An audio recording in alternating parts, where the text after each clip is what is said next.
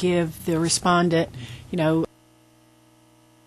to get here, and I would hate to hold him in default 5 after 9 or whatever. So, Don't want to do that, but as right. So if you'd like to take. take care of some business for a while, that would be fine.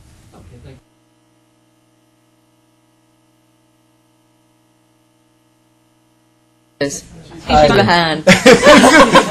Hey, Keely, I apologize, but this podium right here, I did not see that you had entered the room. Apologize for that. Got a big box and everything. All right. Call the Real Estate Appraisals Commission to order.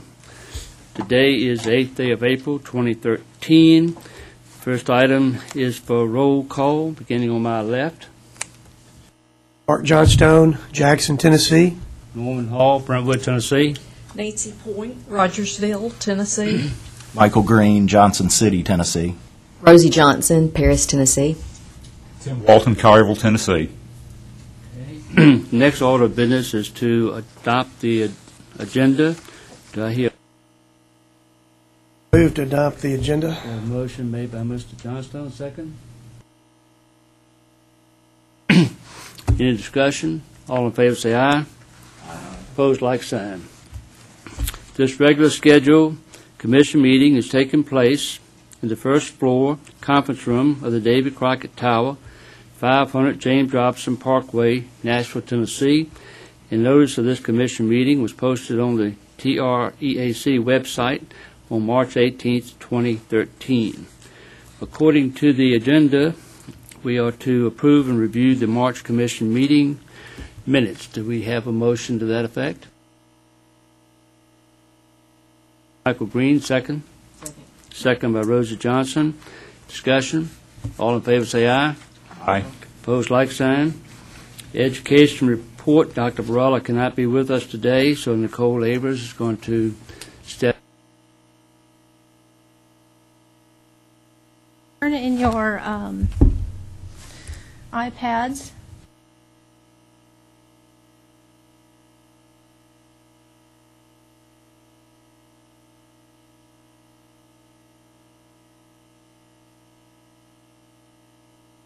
It would be page 38 of 42.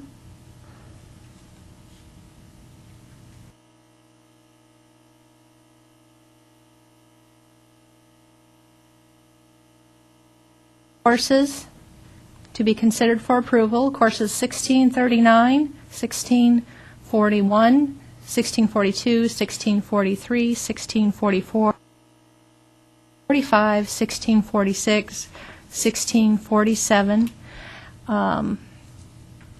Dr. Barilla recommended approval of all of those courses.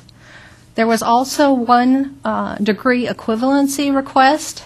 Stephen Miles had a degree from the University of Waterloo, which is a degree program in Canada.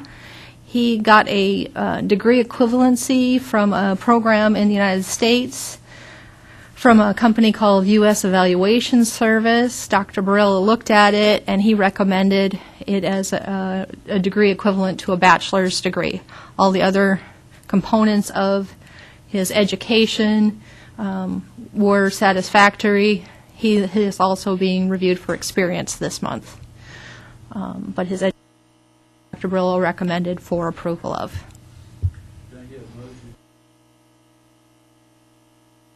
I would move to approve the April 8th recommendations from the Education Committee. Second. By Mark Johnstone, second by Tim Walton. Any discussion?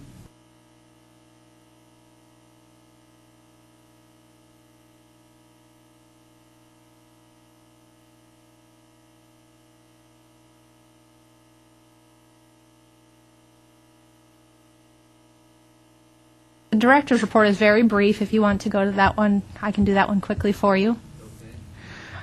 The Real Estate Appraiser Commission offices, it's just the next page on the iPads, are moving from the Andrew Johnson Tower to the 4th floor of the Davy Crockett Tower. The scheduled move date is May 8th. Budget information is also included on the director's report for your review. It shows the current budget information and expense patterns. The included complaint numbers are on there, as well as the licensing data. One application review for consideration of the commission for vote. A William C. Stafford submitted an application to become a certified general appraiser in Tennessee based on reciprocity with North Carolina on March 13, 2013. The applicant checked yes to a character question on the application, which reads, have you ever been denied an appraiser license or certificate, or had an appraiser license or certificate or professional license of any type disciplined in Tennessee or elsewhere? This would include a suspension, revocation, voluntary surrender of a license or certificate. The applicant indicated in his supplemental response that he was suspended for 30 days in North Carolina as a result of a consent order agreement for a violation of USPAP in 2007 land appraisal report. Mr. Stafford was suspended from December 15, 2008 to January 14, 2009. He holds an active credential in North Carolina, Georgia, and Oklahoma. The executive director recommends approval of this application. Commission policy number 5 reads, in cases where an applicant may appear required to appear before the commission because they answered yes to character question number 3 on the information page of their application, and the offense is 5 years old or older, and the offense does not fall under TCA 6239-326. For the executive director of TREAC is authorized to approve any application in-house without presentation to the commission. The executive director, in his or her discretion, may present applications and or applicants to the commission for approval. That's just for relevant. That's the applicant review. I'm just asking for your vote on this app.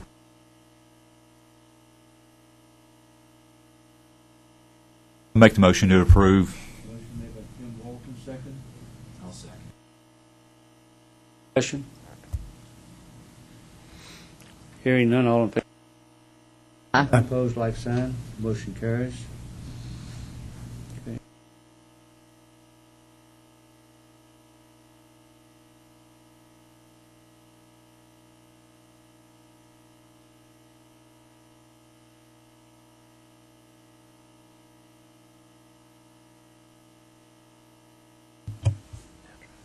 Okay.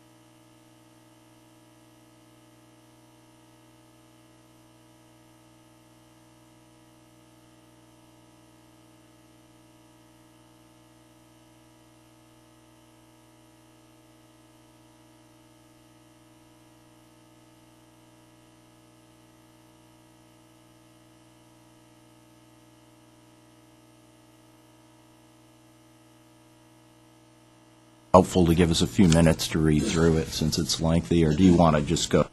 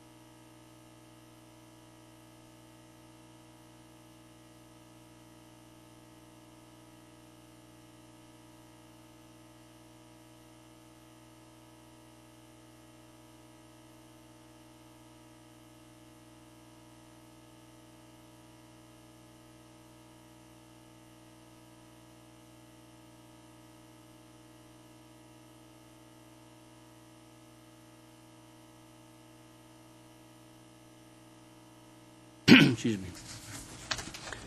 Has everyone had an opportunity to review?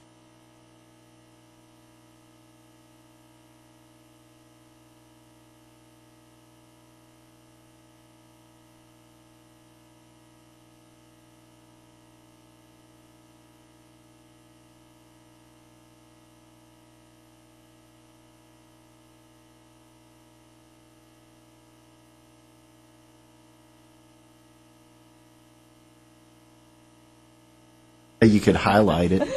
It's all right. I'll survive.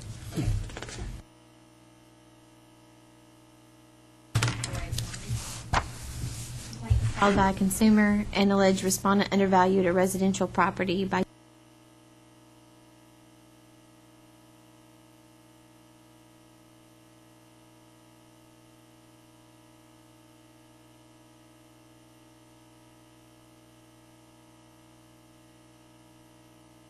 Respondent stated in his response that the subject property was not in good marketable condition for the current as-is condition appraisal. Respondent specifically noted fly infestation, peeling paint on the exterior of the house, and a deteriorated. Respondent stated that he did not think complainant had seen the property for some months and was not aware of the condition of the property. Respondent stated he selected the most accurate comparable cells and adjusted properly for different.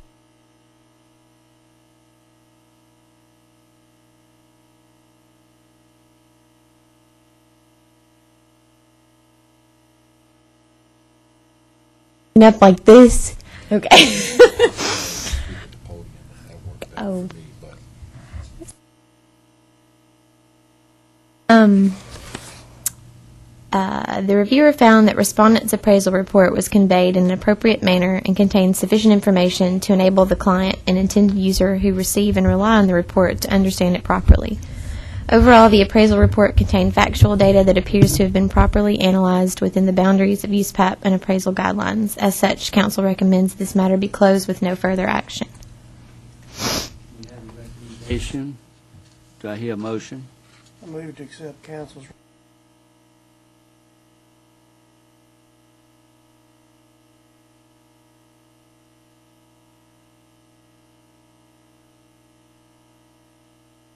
Aye. Aye. Opposed, like sign. Motion carries. Item number 2, 2012020891. Complaint was filed by a consumer homeowner and alleged unprofessional conduct in misreporting the number of bedrooms in the appraisal report. Respondent stated in his response that complainant had contacted him to inquire about the bedroom count of her residence, and respondent stated he informed complainant that the market would consider the room in question as a multi-purpose room as opposed to a bedroom, making the count 3 instead of 4. This is because the room was smaller than the other bedrooms in the subject dwelling and was currently being used as an office. Additionally, the closet space was smaller than the other bedrooms and would typically be associated with a room that would be used for an office or a den. In addition, respondent stated that the 4-bedroom comparables demonstrate that respondent's opinion of market value would not change if the subject was stated to have 3 or 4 bedrooms in the appraisal report. Whether the room was labeled as a bedroom or an office, it would not affect the overall value. The reviewer found the appraisal report to be conveyed in an appropriate manner with sufficient information to enable the client and intended users who receive and rely on the report to understand it properly. Overall, the report contained factual data that appears to have been properly analyzed within the boundaries of USPAP and appraisal guidelines. Specific to the complaint, the reviewer found the complaint indicated that the property has 4 bedrooms versus the 3 bedrooms noted in the report. The response provided by respondent indicated that the room was considered a multi-purpose room. While it was being used as an office, it could be used for other purposes. The appraisal report made no negative adjustment on the respondent's conclusion. The information. As such, council recommends the matter be closed with no further action.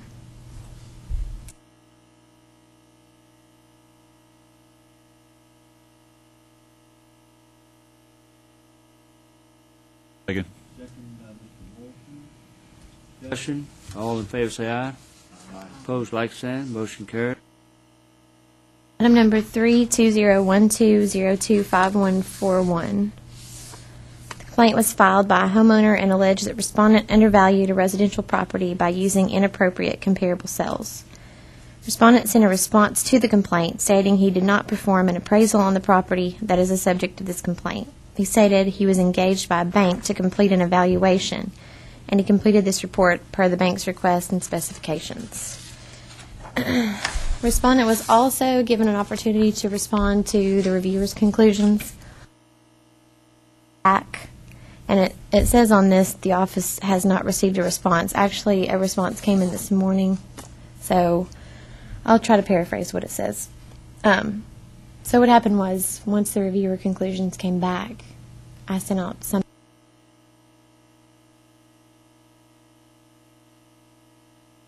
respond to those. And the respondent sent a response back saying he did not perform an appraisal on the property, and instead it was an evaluation per the bank's request. The bank reviewed the report, and it was considered to be acceptable and within the guidelines that they had set. It says, included with my letter was a request form, a letter from the client stating their approval of the research and analysis and results. And an answer to the letter, It says, I'm not sure what else to tell you. As an appraiser, I'm allowed to perform evaluations to the client's requirements for the intended use. And as for the opinion of value for the subject property, it was one of only 2 reports that I completed in the last year whose values did not work to the selling price. So, the file also contains written correspondence from the bank stating it didn't order an evaluation of the property from respondent and that the value was less than the selling price of the house and lot. The bank stated it reviewed the evaluation and felt it was reasonable. And there's quite a long list of reviewer conclusions there. I won't read those unless you have questions specifically. The reasoning and recommendation is the reviewer found the report submitted to be an appraisal report rather than an evaluation as suggested by respondent, and thus subject to USPAP compliance. The appraisal report lacked support, comments, and discussion for the market conditions. No discussion or adjustments were made regarding seller concessions. No comments were provided regarding the subject's listing history or prior sales history. No comments or analysis were made regarding the contract agreement. The report lacked reconciliation of the 3 approaches to value.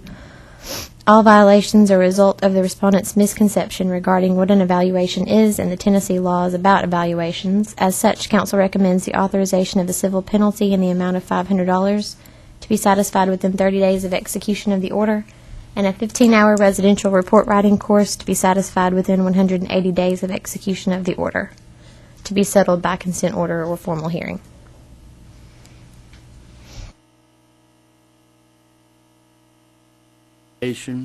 Discussion. Do I hear a motion? Do I hear a motion to?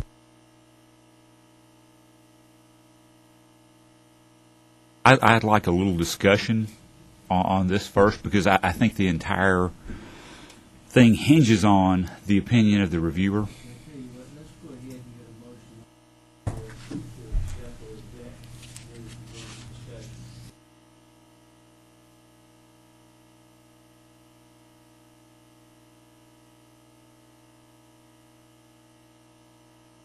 I'm going to make a motion to reject.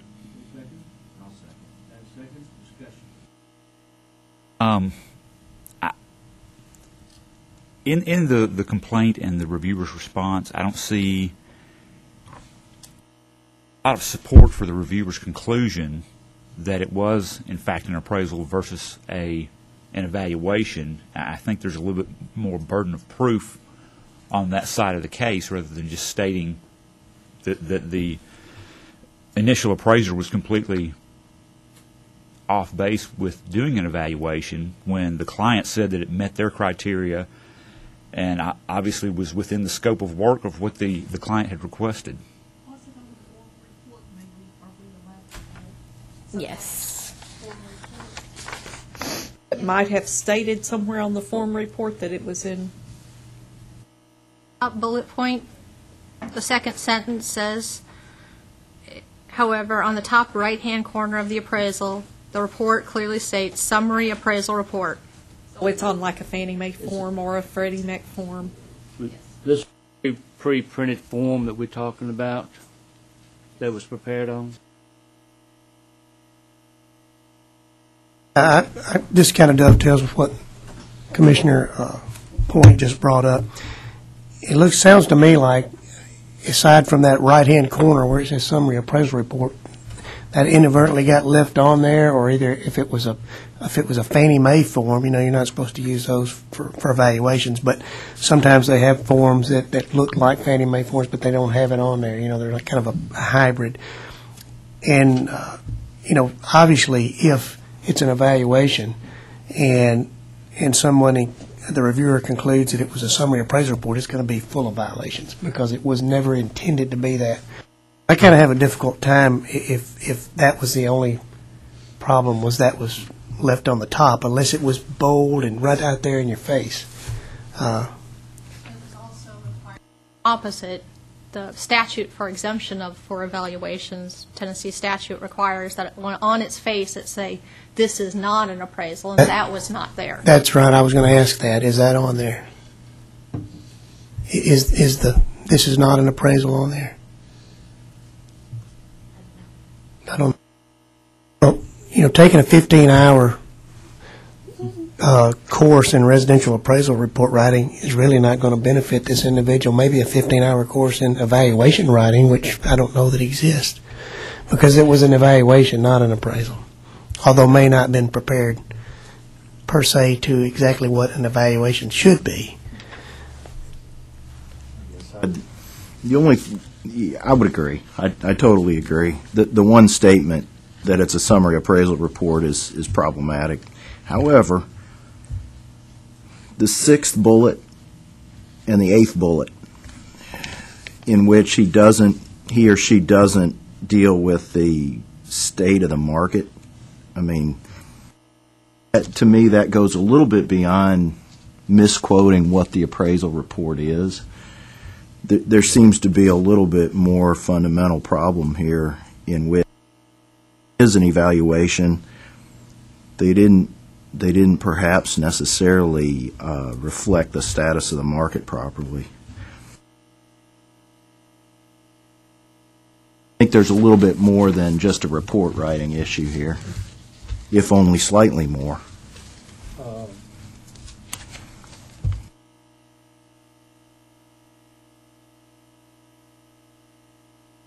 We got a problem in the fact that, number one, he should have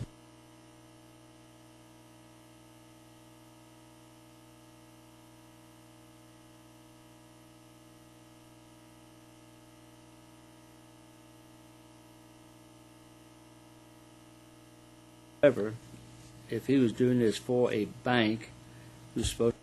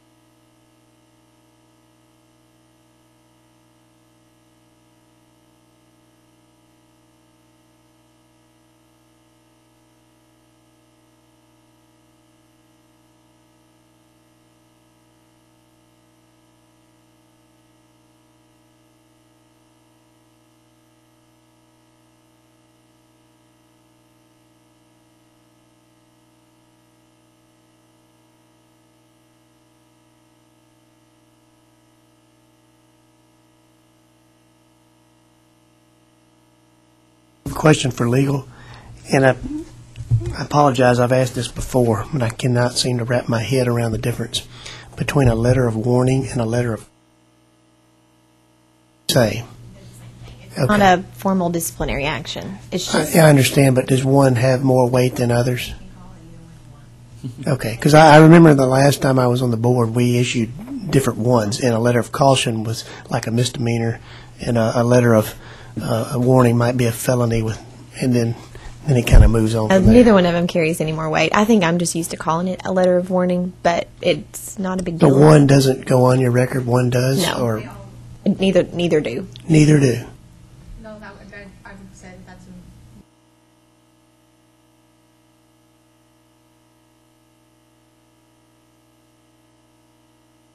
Ms. Avers, we can't hear you. letters of warning, letter of caution, letter of instruction are recorded. They're public records, so if anyone asks to see a letter of warning or caution or instruction, that is public record. So to say that they're not part of your record, that would be incorrect. I They thought are you part of meant your when they record. go on the formal, but sorry. You know, and they can be considered in additional matters, like if you were terrible with the cost approach last year, and then another complaint came in this year, and you're terrible with the cost approach again, it can be considered an aggravating reason for discipline this time. It could be. So although the prior one wasn't discipline, it can be considered a reason for discipline this time.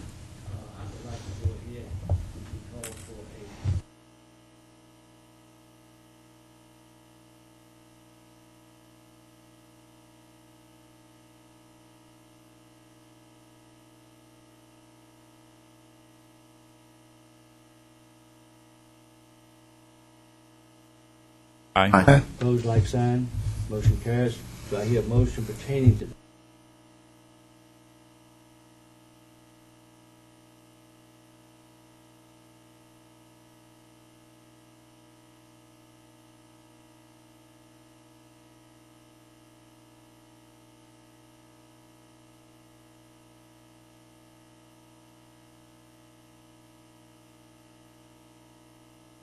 Stating the difference between an appraisal and evaluation.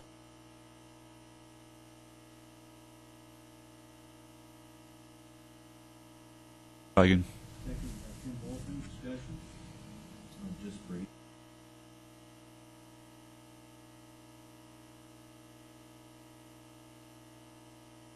I would just say that if we're going to do a letter of warning, we can't attach a fine. It would have to be in the form of a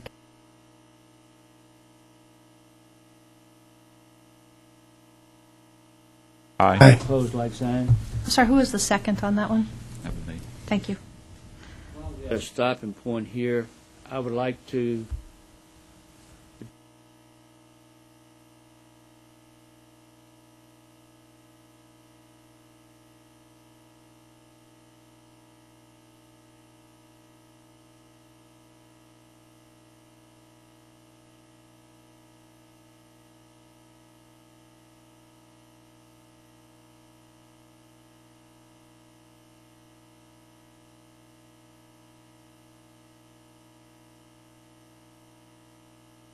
No, we on number 4, we got over 12, so it's going to take us a while longer.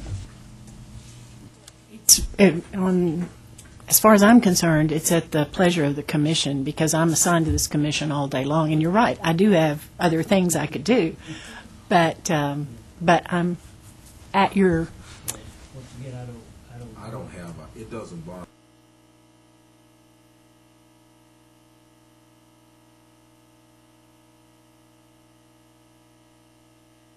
I think Given the fact that our response.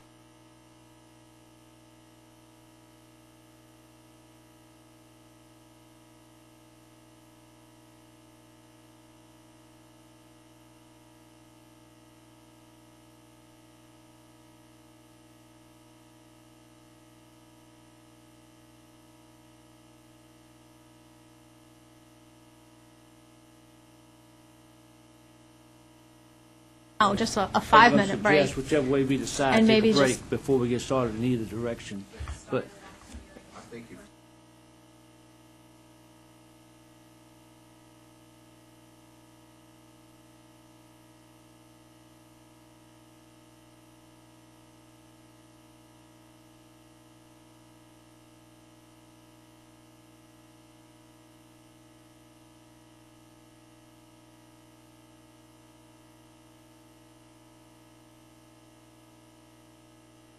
are going to take a break right now, but when we come back, you want to go ahead and continue with the report from. Discuss after the break. I imagine I could. I get a second to that motion. We stand adjourned for 10 minutes.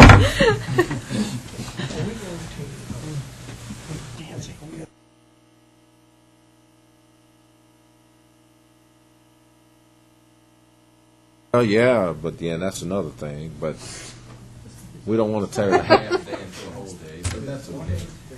It won't take me long. Put pressure on me. Sometimes I go slow.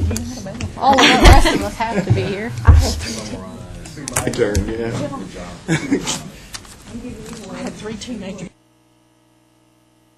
Paris, Tennessee. Yeah. That's right. I know you're from the city with Bobby Flowers. My mom used to live in Paris. Oh, really? We were just having that discussion this weekend. You're welcome.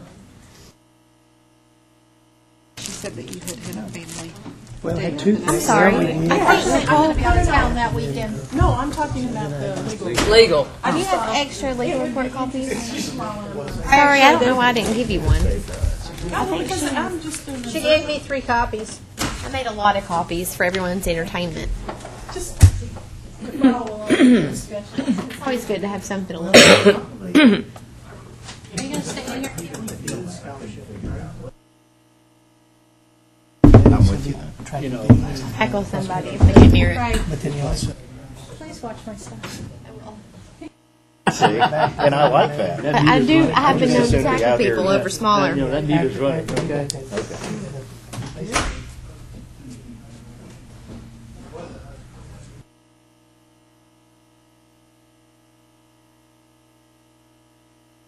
we should know about, well, we got a call.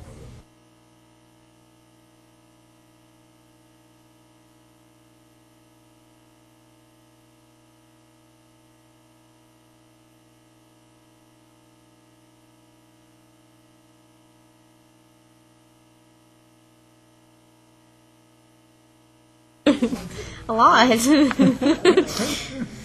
A lot. I'd get hope.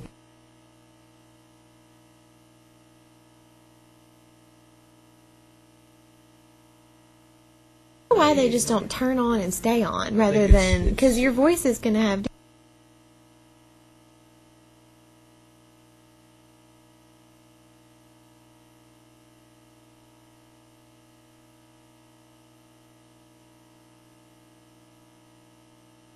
Cause it to be kept a little closer. Well, the one that's in front of Your Honor is closer to you, closer to your face.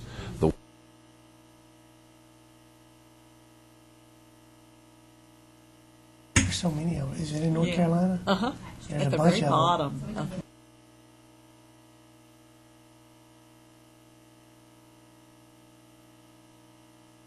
That way nobody would fall asleep. Just take a whole page and summarize it into one of these little post-it notes.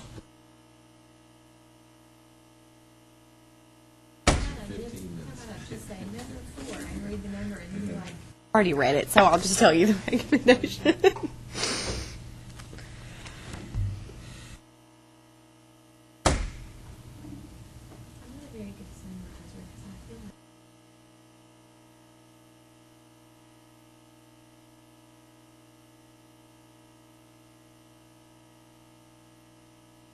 Well, I'm that way too. I get really into my stories.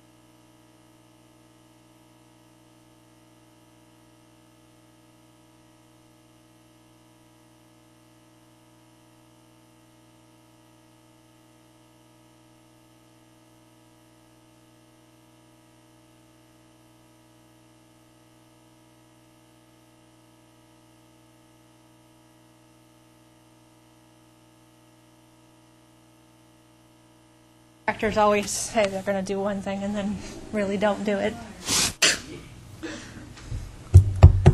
So you got some chocolate?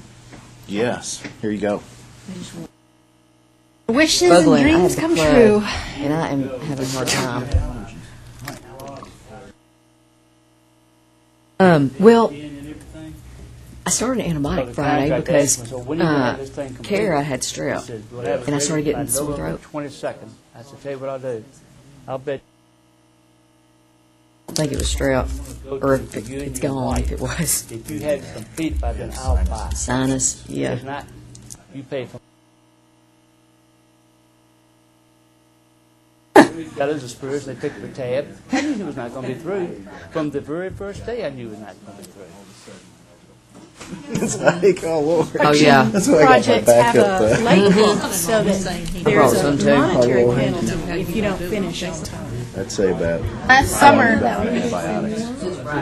Okay. So you're Over the hump, but I just feel, Last summer, my husband was on the road for 6 weeks, and our kitchen had flooded, so we had a water heater blow up. So we were remodeling the kitchen. I had the contractors come and gut everything while he was on the road, because then it was only going to inconvenience one of us.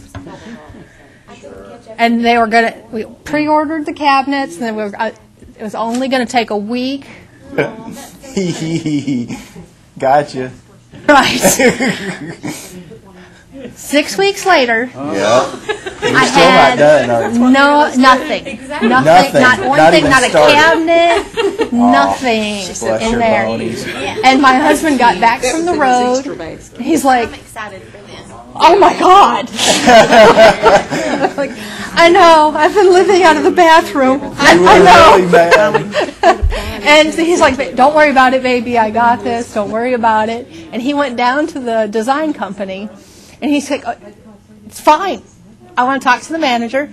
And he's like, I want to remodel our house, and I'd like to talk to the designer. And he came in like he was a new customer, and suddenly, like, she had time because she wasn't taking our calls anymore. Yeah, see? Yeah. And she came like running out of the office. She had time for him, and he said, "I'm Mr. Avers." Funny. And Ding, ding. I'm off the road now, and I'm going to be down here We're going to do Like, this. I'm every busy, morning Chief. at 8 o'clock and tell There's only everybody two. who comes They're in not- your they're not office meeting what great service you've been providing us. gonna Really roll. loudly. There's nothing you can do about it.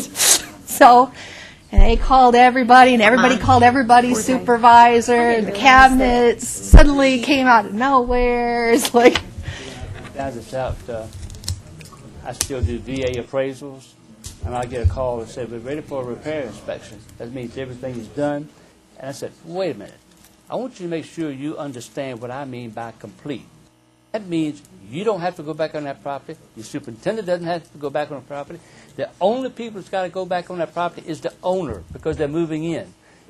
That's it. If it's anything else, I'm not coming out there." I did charge double if I go out there and it's not done. and he was that first morning, and he brought a camera with him. He was taking everybody's picture. And he said, what is that for? He goes, "I have a friend who works down at Fox News." And he goes, they're going to love this story. That's funny. That's great. That's hilarious. You're going to get some free publicity. My husband is the biggest pain in the keister when he wants to be.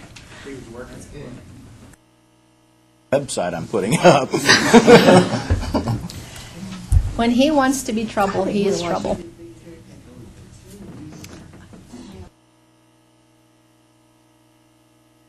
And it was true. He does actually have a friend at Fox News. But Ryan? Yeah. That's funny.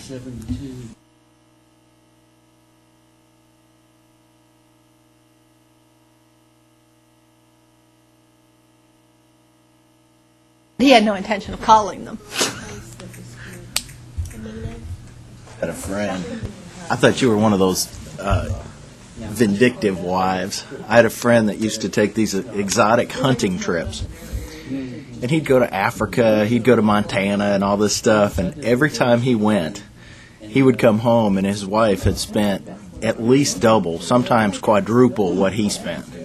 And she did it purely out of meanness because she hated him doing it. So, I'm glad to hear you're not, Miss Avers.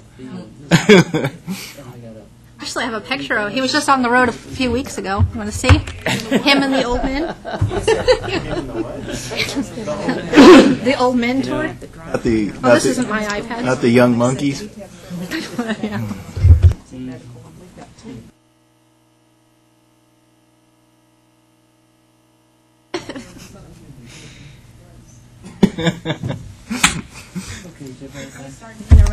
Okay, if y'all ready, we'll call the meeting back to order. Keely? Okay, item number 4. 2012026971. Complaint was filed by a consumer alleging respondent performed an appraisal with numerous errors which affected the value opinion in the appraisal. Respondent responded stating that this assignment was accepted by a client that's given him several appraisals, and he's received one from complainant since this complaint was filed. Respondent stated he accepted this assignment because the client needed a rush on the appraisal report and admits that being in a rush to complete the report, he became sloppy and made mistakes. However, respondent does not believe that the typos that were made had any reflection on the final value of the property and stated he will no longer accept a report in a rush. He was also given the opportunity to respond to the reviewer's conclusions after the review was completed, but we did not receive a response from respondent on that. The reviewer's conclusions are listed there. The reviewer found multiple violations of USPAP that would warrant disciplinary action against respondent in this matter. As such, counsel recommends the authorization of a civil penalty in the amount of $500 to be satisfied within 30 days of execution of the order, and a 15-hour site valuation and cost approach course, and a 15-hour residential report writing course to be satisfied within 180 days of execution of the order. The terms are to be settled by consent order or formal hearing. Heard the motion. I heard the recommendation. Do I hear a motion? I'll move to accept council's recommendation. Do I hear a second? I second. Got a motion and a second discussion.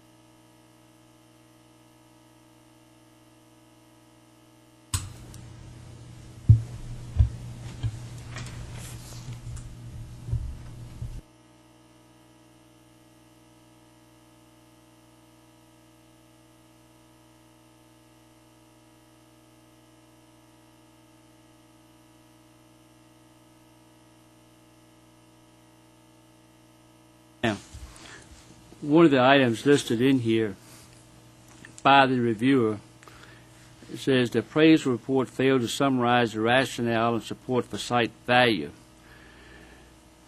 I just got through reading USPAP this morning.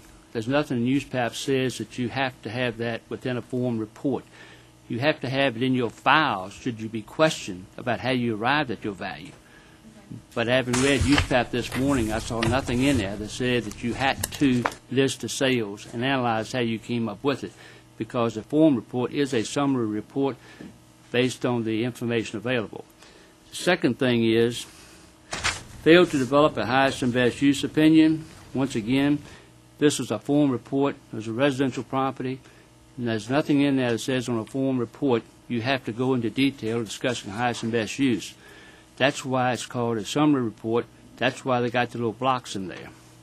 I do not believe it's appropriate to consider these as violation, of the USPAP, and that's what we're supposed to be doing. Okay, and you're referring to reviewer conclusions 4 and 5? Yes. Okay.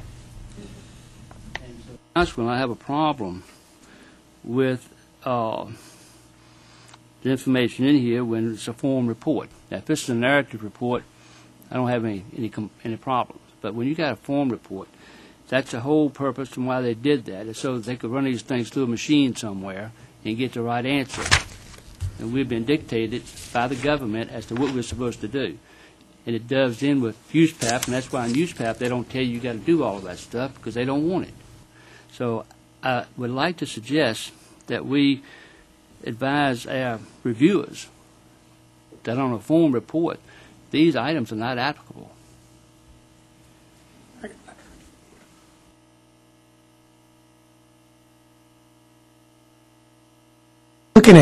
When I look at I agree with you that it's on those reports. How do you reconcile the describe, summarize, and state instructions in USPAP? How do we reconcile those two? With what it, to me, a checking a box might be more of a stating effort than a summarizing. I mean, and I agree with you. I think it's a problem that we've never had to deal with it, but I could kind of see both sides in a way. Well, you also summarize them when you check that box. The fact that it is a residential property. You summarize the fact that it is highest and best. The thing about it is, I don't think it's fair to the residential people to tell them that they're going to have a narrative attached to the form report. I've done this before with HUD and doing appraisals for them, where I've had to give them a form report and then give them a narrative to back up the form, but then I get paid for it. No, I agree with you, Commissioner Hall, Chairman Hall. I've always had an issue with those particular reviewer comments because I think it's very difficult to meet whatever standard they seem to be upholding.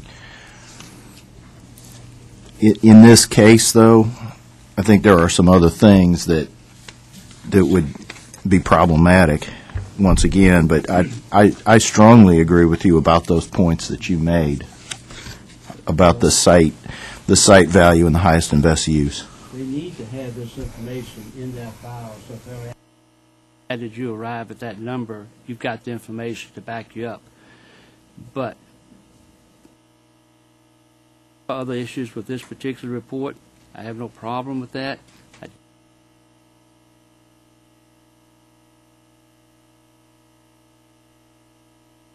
Consequently, we have a motion on the floor to accept the recommendations. We have a second to it.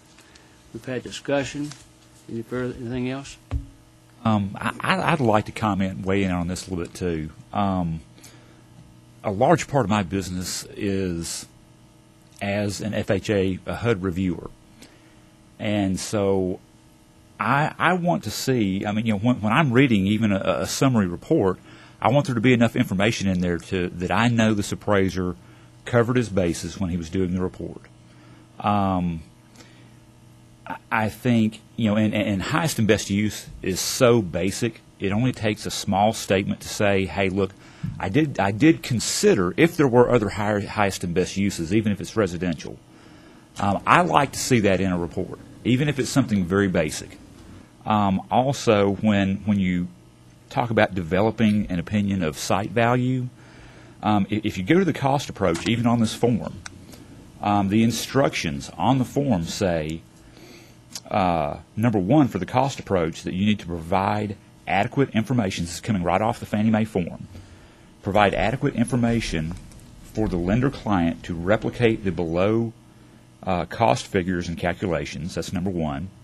And then right below it, it's got a space for a narrative, a small narrative, and it says support for site value, in parentheses, summary of comparable land sales or other methods for estimating site value. To me, that's like summarizing your sales comparison approach on the grid. You need to get enough information there so that the user, the intended user of the report, knows what you did and how you came up with it. I see a bad habit of a lot of appraisers will go in and just pull up the assessor's land value, and they think that's an appropriate way of developing site value. It's not. I think we need to check and make sure that people are doing what they're supposed to be doing when they're doing these reports. And that's my opinion.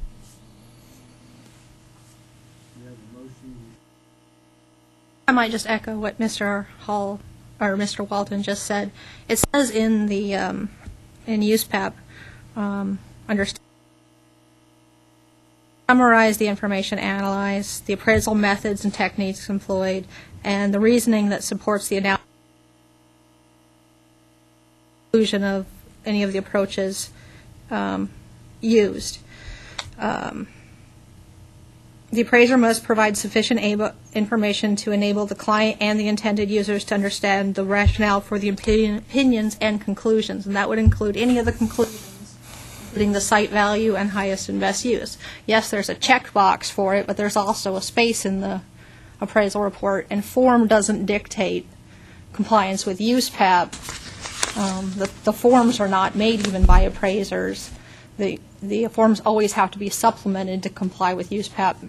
The forms don't make you compliant with USPAP. You always have to add to them to make yourself compliant with USPAP.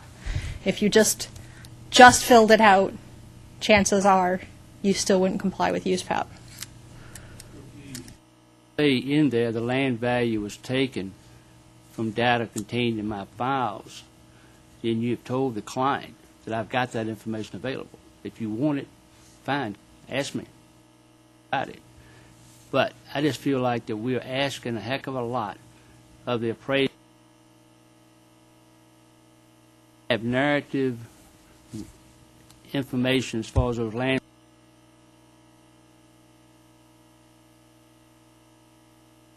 Not residential, or you've got something in there that is going in another direction, yes, I think you've got to put something in there. But if I'm in a subdivision where all the homes in there are residential, have been residential for the last 15 years, I think it's really redundant to put in there, this is a residential subdivision, was recorded in 1995 and has nothing but single-family homes. I mean, at what point? You got to show us a documentation where that the deed was recorded. But that was, I just feel like if you're not careful, you can go overboard. Telling our appraisers out here that that's what they've got to do when it's redundant and not necessary to have a credible appraisal report.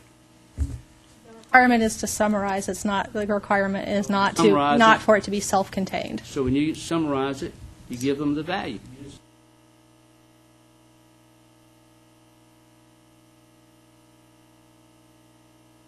Well, to Mr. Walton's comments, Chairman Hall, I have the form in front of me, and it does ask for a summary of comparable land sales. I mean, I'm not a residential appraiser per se, but it specifically requires it on the form. Correct, which is not required by Fannie Mae. But most of them, even if you don't complete the cost approach, they require you to give an estimate of the land value. On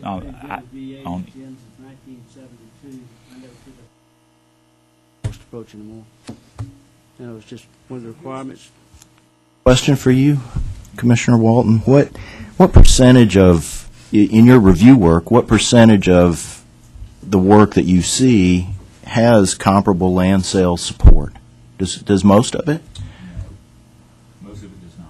And there's a lot of them will try to, I look at it, a lot of them look like they're trying to cover their tracks.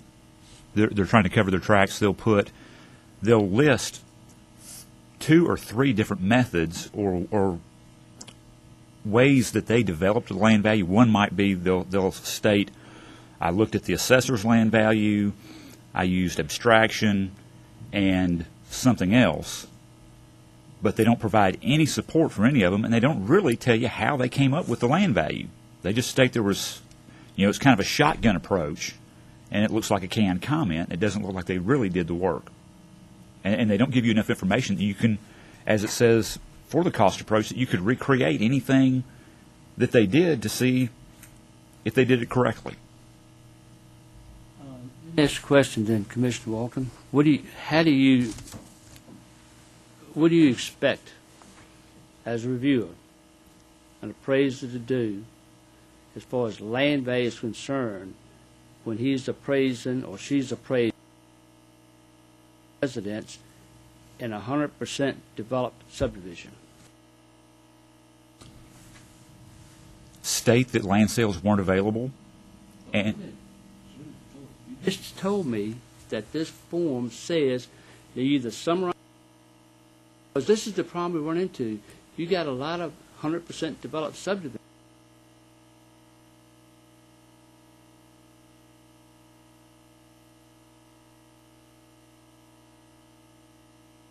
Shows you, or got in his notes, how he arrived at it. That's one thing. But if you get in a 100% developed area, then you conform to this, based on what you're telling me, you're going to have to spend another day or two going to other subdivisions trying to find land sale. not necessarily. I'm just concerned about this. As we all learn in basic principles and practices, there are 4 ways, I think, of developing an opinion of site value. Land sales comparison is just one of them. You can use abstraction, any of these allocation, any of these other methods. Just tell me what you did.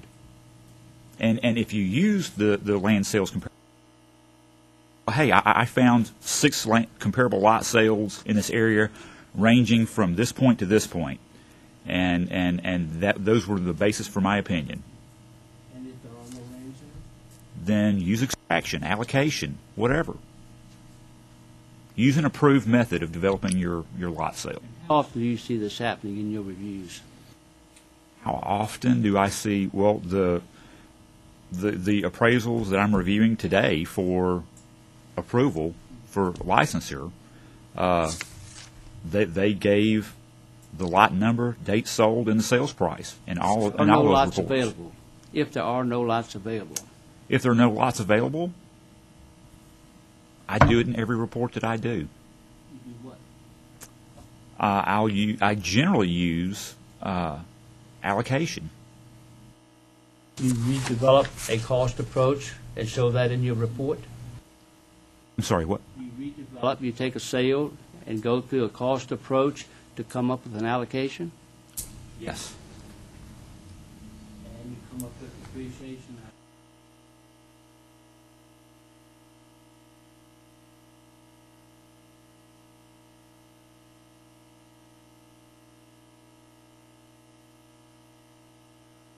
I'm appraising that house. I have seen it.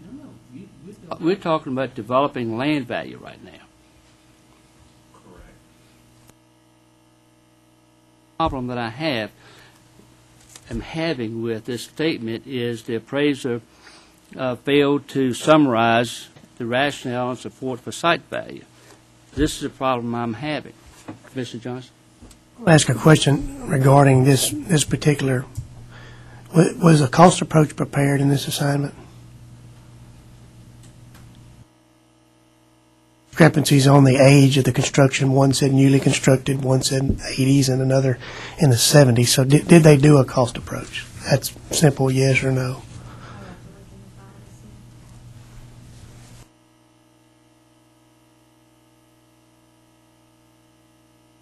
And secondly, who was the client? Was it a vendor, or was it for a Fannie Mae or a VA? Because if it's for a bank and it wasn't, I guess with FHA, you have to put the site value in. So there's supplemental standards that dovetail on top of USPAP. But if it's for strictly a bank loan and it's an older home and there's no cost approach prepared, USPAP doesn't mandate a site value to even be put in there. Correct. So depending on so if that was the case, if the reviewer's comments may not be Well, I guess pertinent. I'm trying to reconcile Commissioner Hall and Commissioner Walton, and I'm thinking to myself, ultimately, it's what your peers would do. And I hear two sides here. I hear that there are some exemplary appraisers out there that are doing this kind of support, but then I'm hearing that the majority of appraisers are not.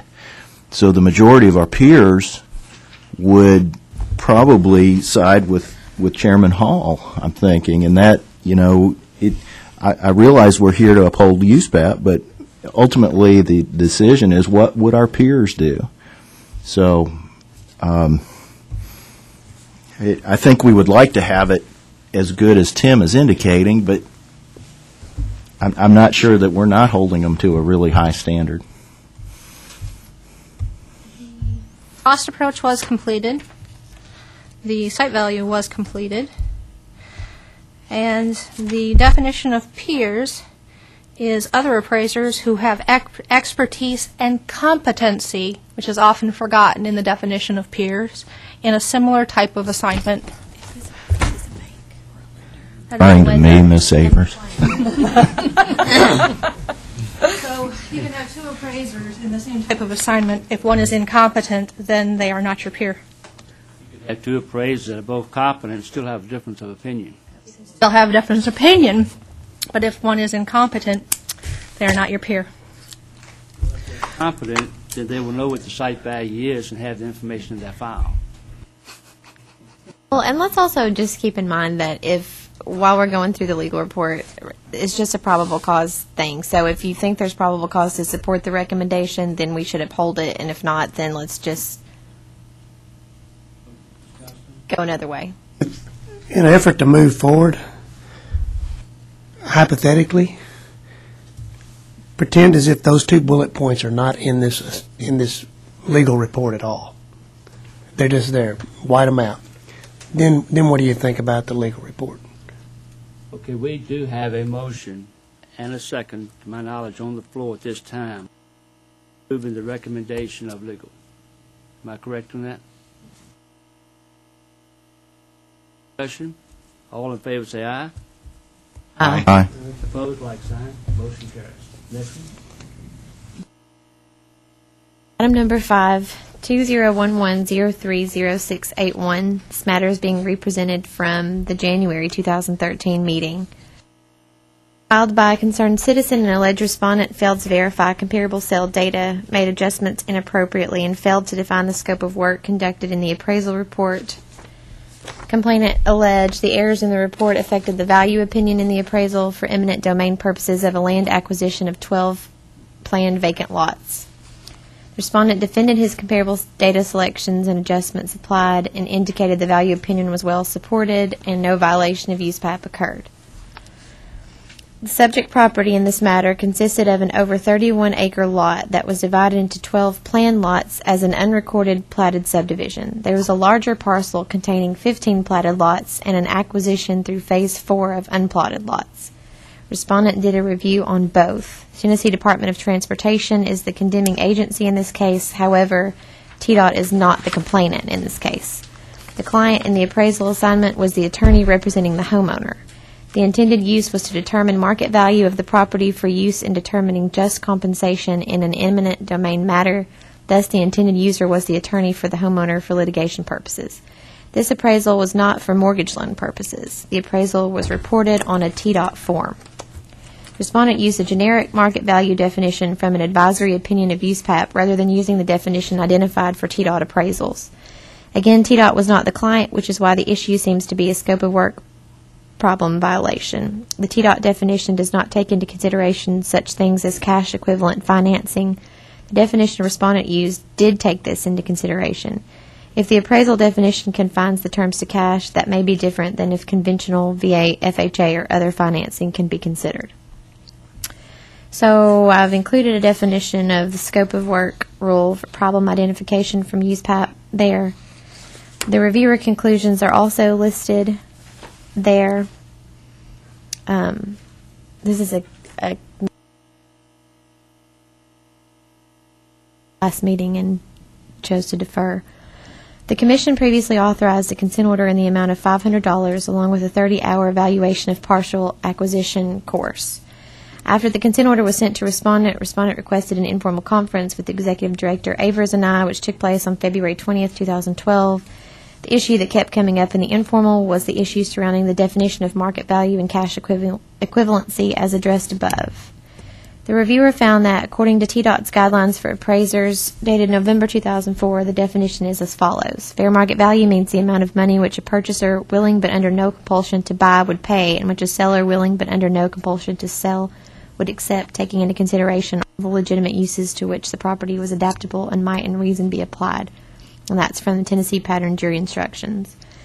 Having a complete understanding of the problem to be solved allows the appraiser to identify the scope of work necessary to allow the intended user to properly understand the report and provide credible results. The use of the definition example presented in Advisory Opinion 22 indicates that the problem identification might be insufficient to allow intended users to rely on the results. Utilizing the proper definition allows the reader to understand the appraiser, the scope of the assignment, and how to properly value the property. As such, counsel recommends this matter be closed with a letter of caution pertaining to the definition of market value and cash equivalency issues addressed by the reviewer in lieu of the previously authorized consent order and continuing education requirements. Do I hear a motion? Motion to accept. Motion to accept. Do you have a second? Second. Do you have a second for me? Discussion?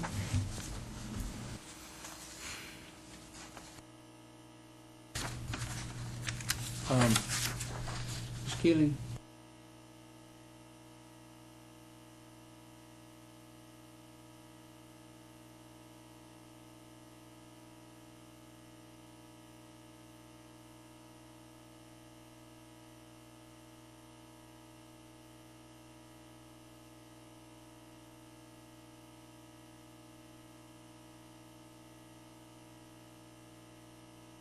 As a concerned citizen. Oh, concerned citizen. Concerned citizen here. And it says here that the client in the appraisal assignment was the attorney representing the property. So if I understand this correctly, appraiser X made an appraisal for an attorney who represented a homeowner in the condemnation.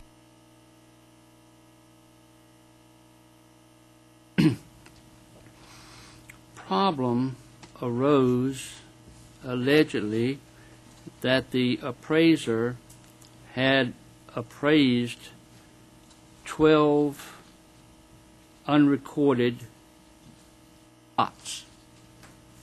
Is that the allegation? Ultimately, the issue is whether or not he used the appropriate definition of form to do the appraisal on, but I don't think he used the TDOT definition, which is apparently very similar to Privy to the appraisal report itself.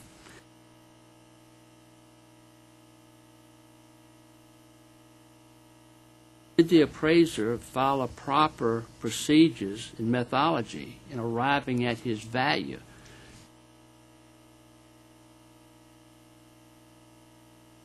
Instructions that based on the First American case that was tried here in Davidson County, that not consider unrecorded plats when you arrive at a value for real estate and a condemnation.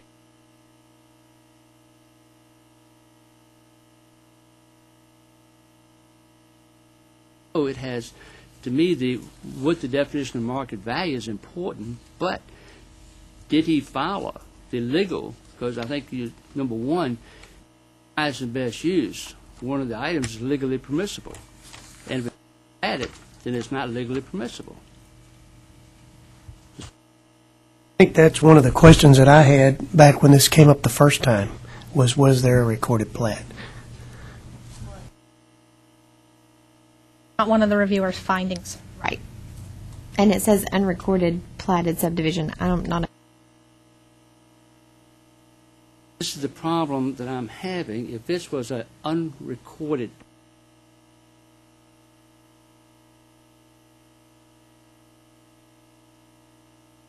and once again, I do not know. If that appraiser appraised these as individual lots and then did not allow for any discounting anything, we have a problem more than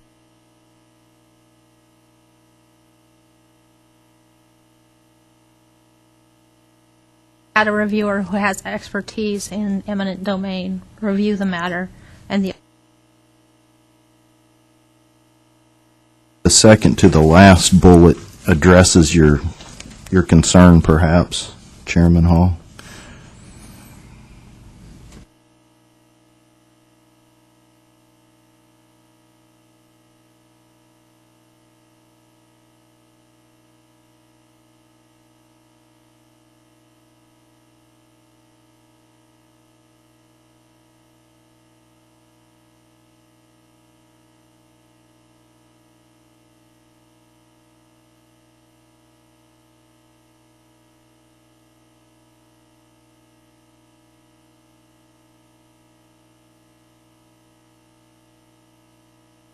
That being said, however, I'm looking at these bullet points. The report does not provide adequate identifying information of the subject lots. The sales comparison approach is unsupported and not adequately completed. The reconciliation is not appropriately completed.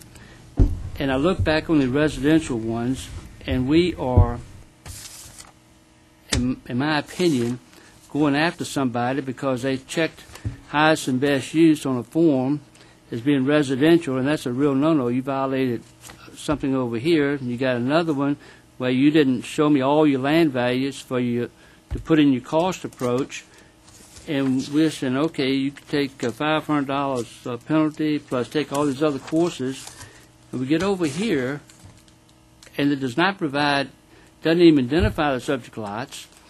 We got unsupported, not adequate completed sales comparison approach, which in vacant land is the key to valuation. And we're saying, okay, we're going to close you for a lot of caution. It just seems like to me we're not being consistent with what we're doing.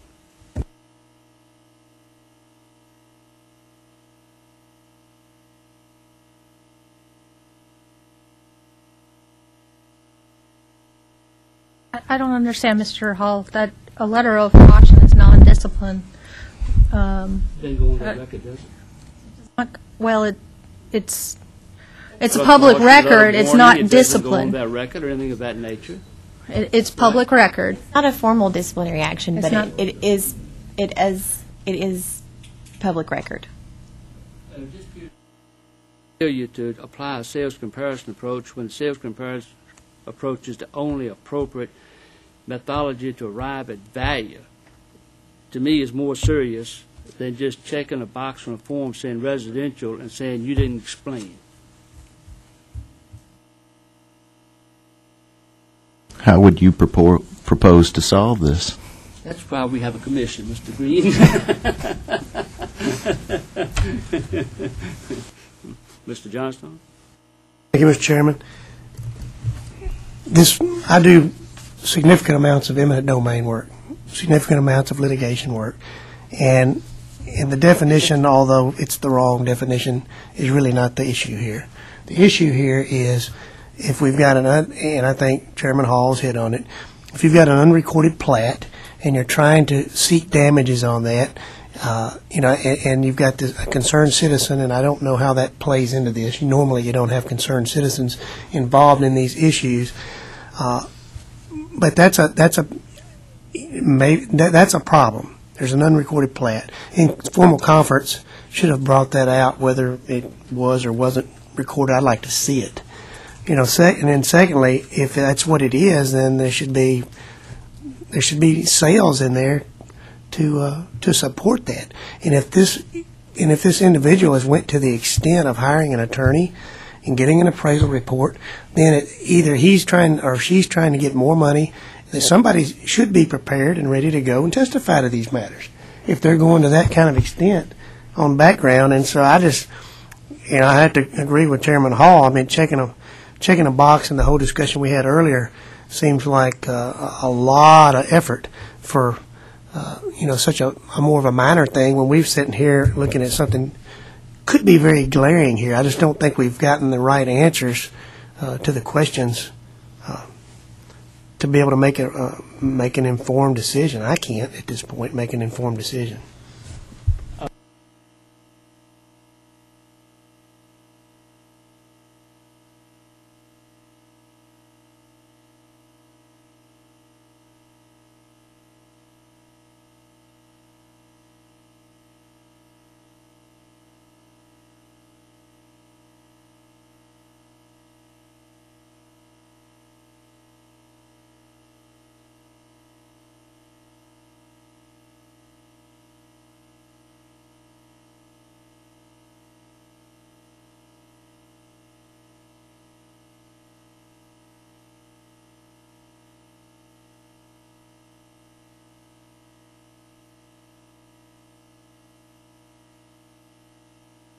Are you talking about the previous recommendation for the? Okay.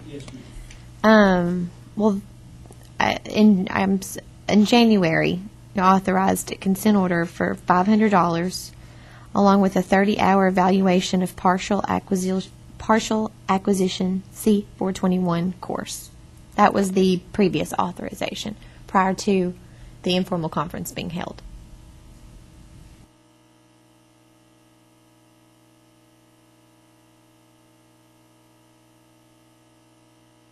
I'd like to withdraw my second on the motion, please.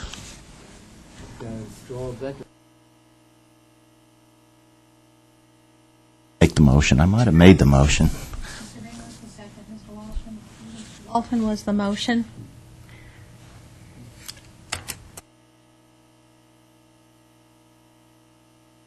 I'll withdraw my motion.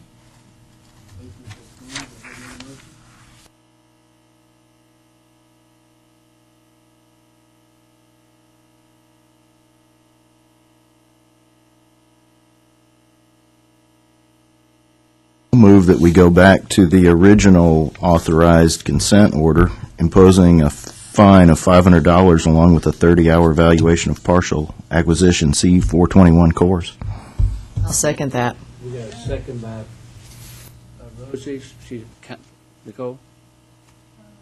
That consent order was already offered to them, and it essentially has been rejected then, so it's going to have to go to a formal.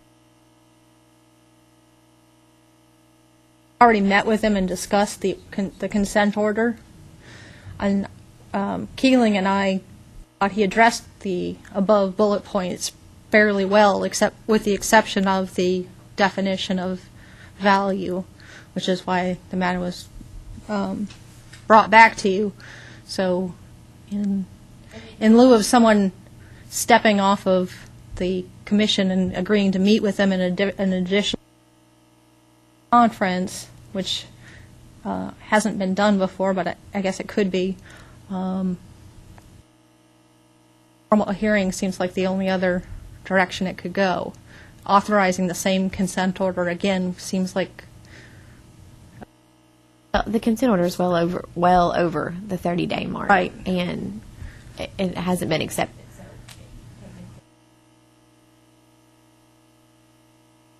Now, given if this moves to a formal hearing, it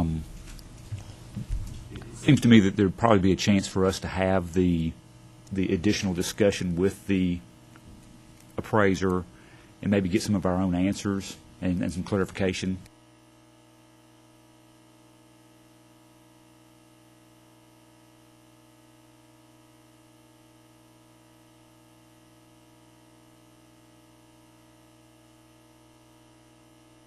I'm prepared to accept the formal hearing. I mean,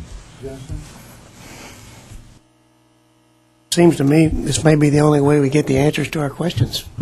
I hate to have to do it this way, but I don't know of any other way. I'm not out to let's get this person or not get this person. I just would like to get some of the facts and see, what's surrounding this. And that would probably come to light in a formal hearing.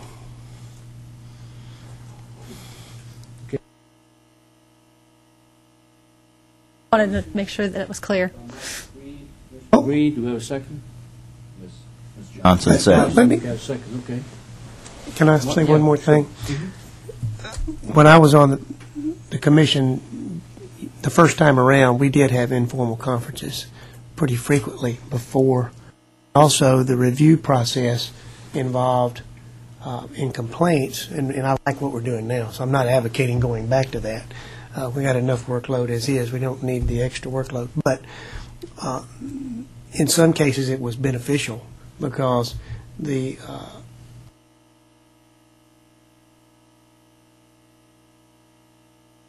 correspondence, or may not be any correspondence, maybe recommendation.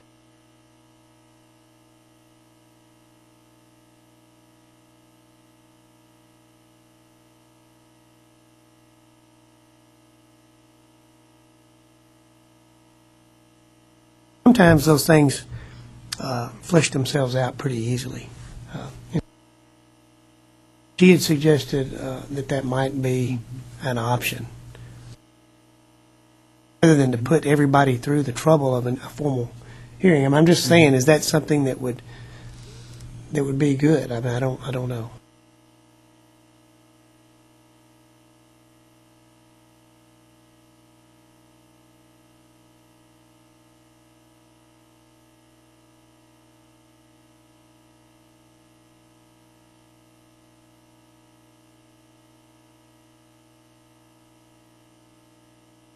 We didn't do, no, what happened, in that case, whoever the reviewer was, they were out of it. They weren't even there during the formal hearing. If it continued on, they just stayed home that day. They were the person to try to be the person in the middle to figure.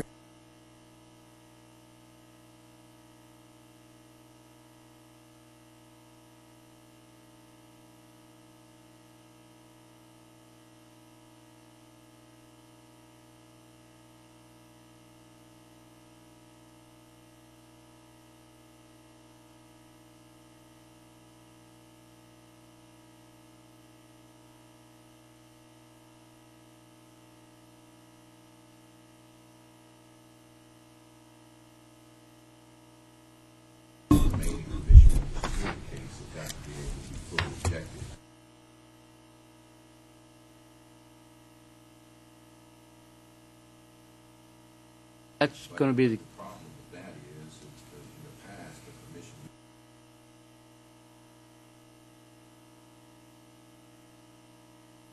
Final thing that the commission, and I'm not certain, we had a motion and a second, but I'm not really certain what the motion and the second was on anymore, whether it was on the initial, like, letter of caution, or if it's withdrawn, or I'm sorry, I've now gotten confused. understanding, and Commission, correct me if I'm wrong,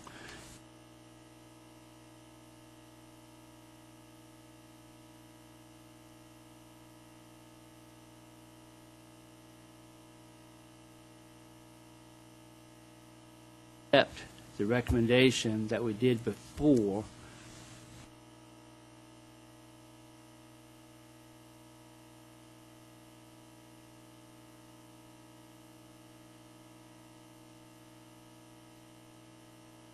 And then I'm confused because we've already offered that consent order, so it's more than allowed. So you, Well, I understand it. Mr. Green said, okay, we're going to offer it to them again. If they don't want it, then That was my motion. Second on that? And then the last thing, I just wanted to make sure before we conclude this item and call for the vote, if there is going to be any informal conference, additional informal conference, who the recusing member would be, and matter, just so that everyone knows, is approaching the 1 year the subcommittee holds us to, so it is going to need to be something we address in the immediate future, because we only have 1 year. ask a procedural question on the 1 year time frame. Is that from when it begins the process to there's a final conclusion?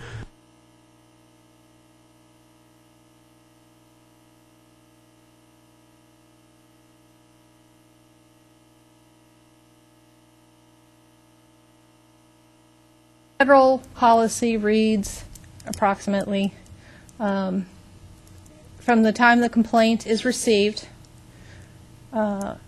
barring special documented circumstances, complaints need to be closed within 12 months. Council files for continuance and those type things, how does that affect the 12-month? Is that a game that can be played to stretch to? The respondent filing a request for a continuance would be considered a special documented circumstance, but that wouldn't be this. I would like to make an amendment to Commissioner that we just go directly into formal hearing as time is of the.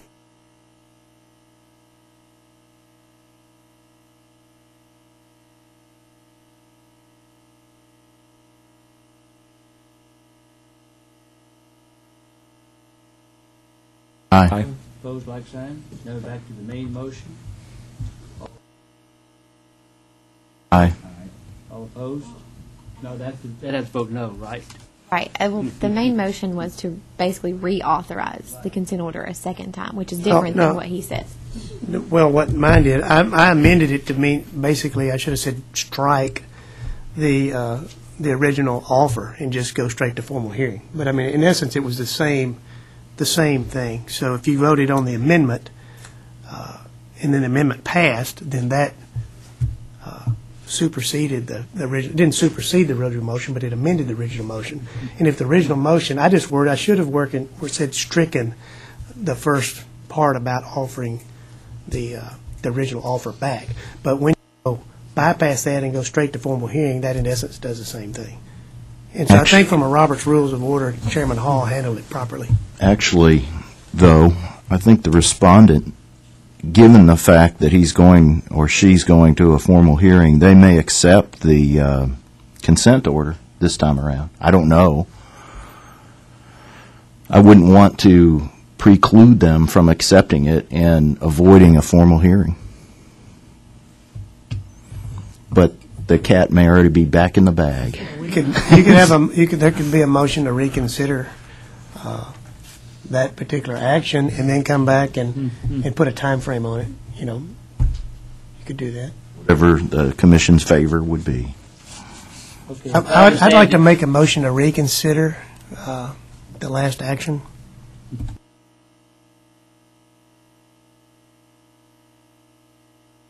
Action. Do I hear a second? I'll second. Got a second. Now, before we do any voting, let's make sure we understand what we're voting on, okay? Now, the way I understand it, the vote to reconsider means we go back to the previous two matters, correct? And neither one of those really stand until we get this passed. Vote to reconsider Yes. would go back to the last one we just Right.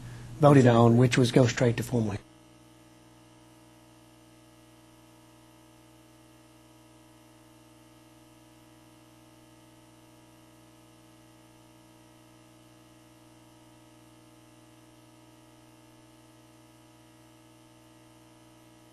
Aye. Opposed, like sign. Okay, now we're back to reconsidering.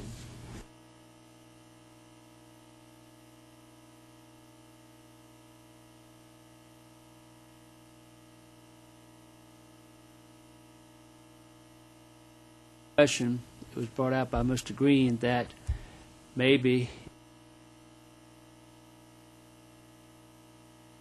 at this time accepting the recommendation prior to the one that they had previously rejected.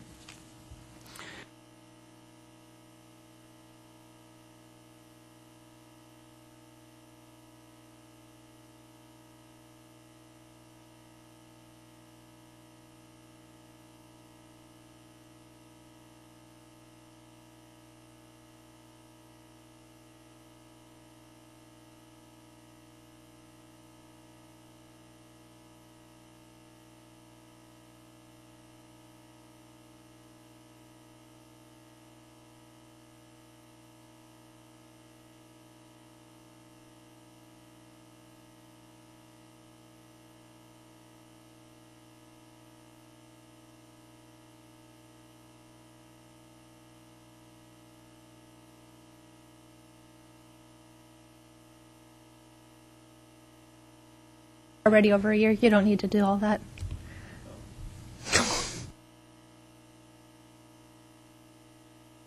That's no concern. Sorry. I mean, we're already at the 12 months. It's not gonna, it's fine. It's just, we're already at the 12 months. I just needed to know if But we need wanted to to- offer or not. All right, so consequently, if we go back to Mr. Green's motion, which is in effect accepting or recommending, I want us to offer the consent orders. All I want, yes. Yeah.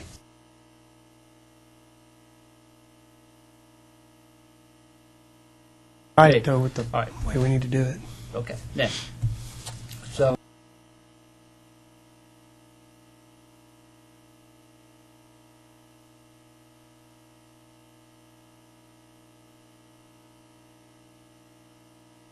Aye. opposed, like sign, motion carries.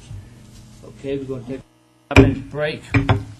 Mr. Joseph and Judge Johnson had indicated we start. Might run about 5 minutes over, but we'll just give them an opportunity to get prepared so we can go to the formal hearing.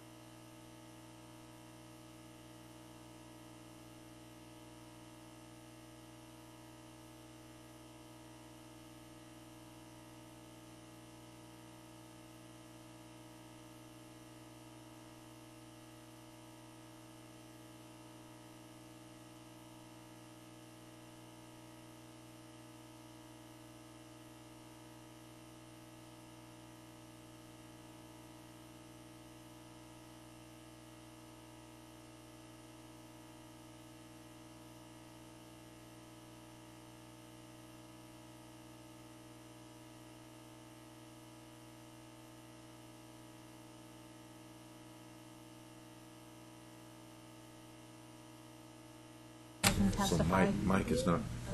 It's a waste of time.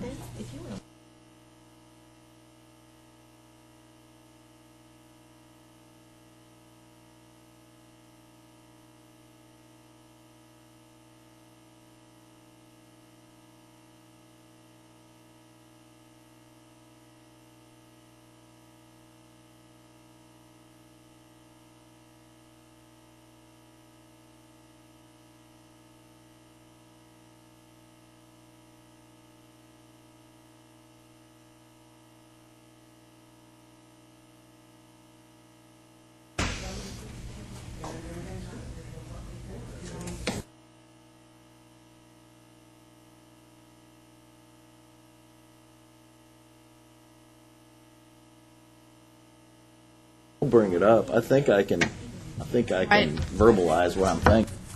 You guys have, extend me some patience. Nancy?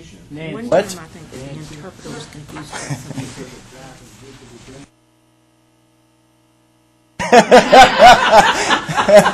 I want a bucket of Ben and Jerry's and a spoon, just a spoon. Some chocolate and some. Yeah, I don't need bowls, just a spoon. that's bad. That sounds good. Like that Heath Bar Crunch ice cream. Coffee Heath Bar Crunch. Oh my God.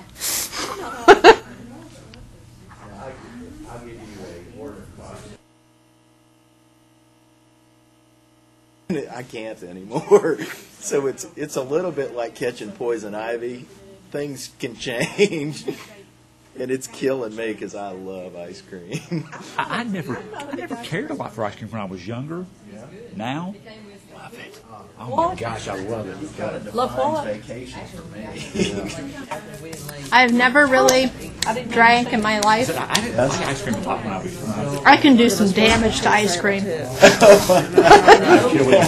love it. When she was in the 6th grade.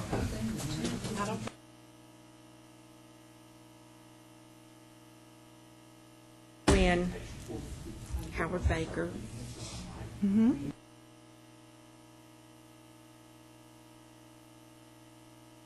Oh, who makes some ridiculously good ice cream? Starbucks.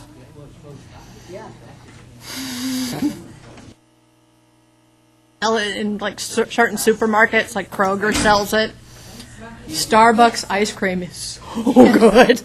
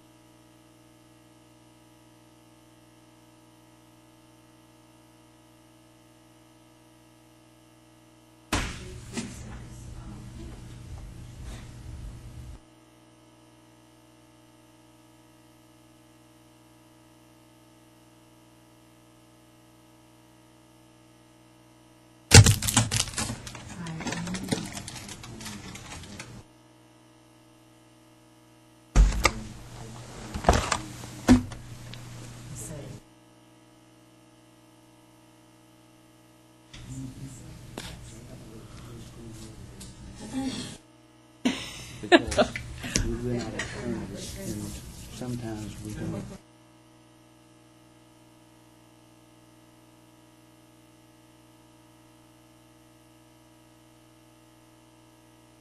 Okay, a family source. I want to make sure that the result in its appeal is.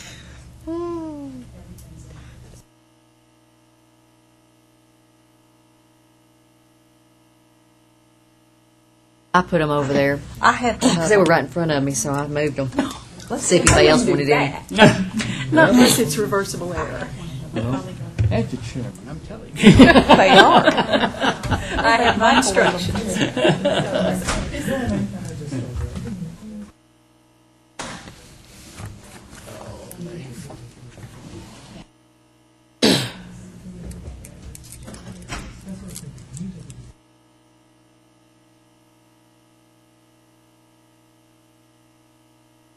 Oh, way. About a week and a half ago. Oh, my At my goodness. daughter's volleyball practice. You know, Yeah, that's frustrating.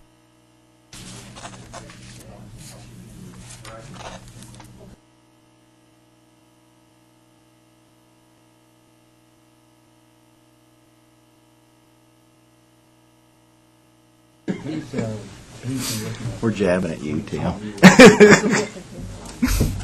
Just messing. Yeah. Get these over here. She thought you needed Thank everybody's here, so we'll just call the meeting back to order.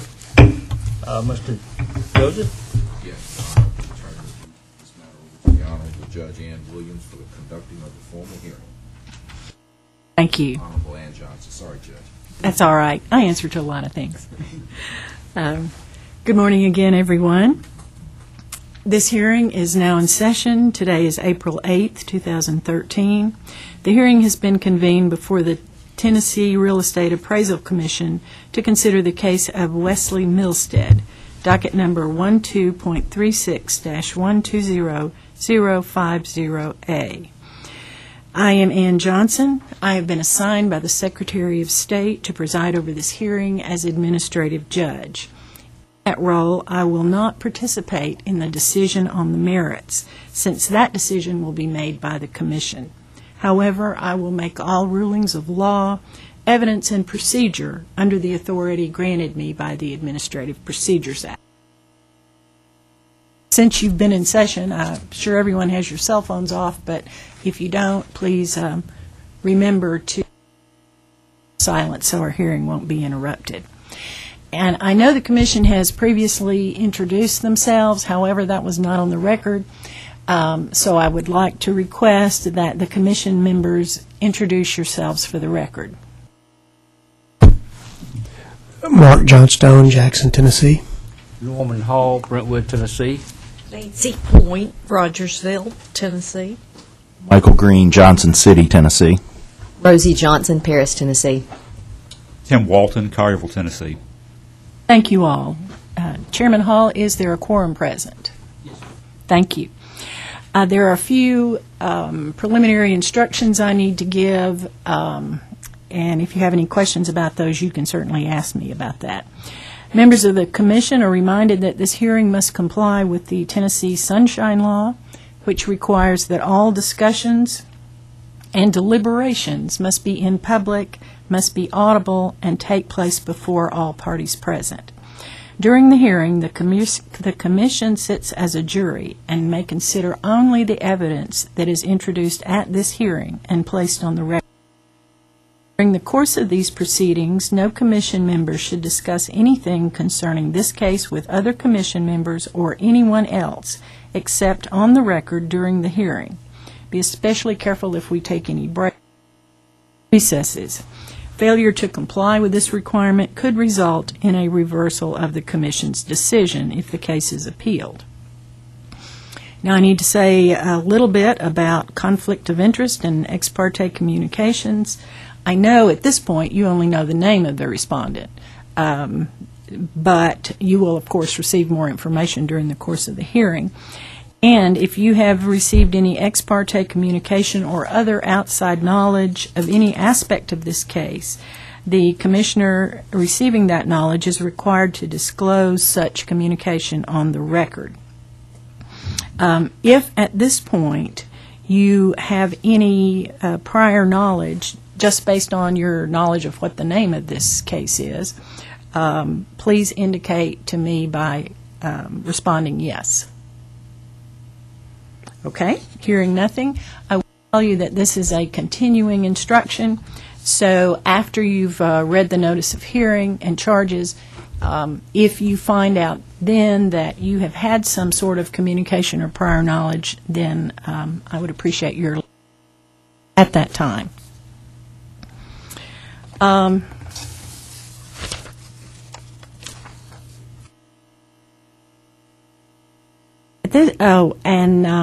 At this time, we will identify the parties present. There is Mr. Jesse Joseph, attorney on behalf of the state. The state is the petitioner in this case, and I'll provide more instructions about that in a minute. The respondent, Wesley Milstead, to my knowledge, is not present, and there is no legal representation present on behalf of Mr. Milstead. It is now a little after 11 o'clock. The hearing was set for 9 o'clock. There has been no communication or participation by the respondent. Mr. Joseph, do you have a motion? Yes, Your Honor, based on the failure of the respondent.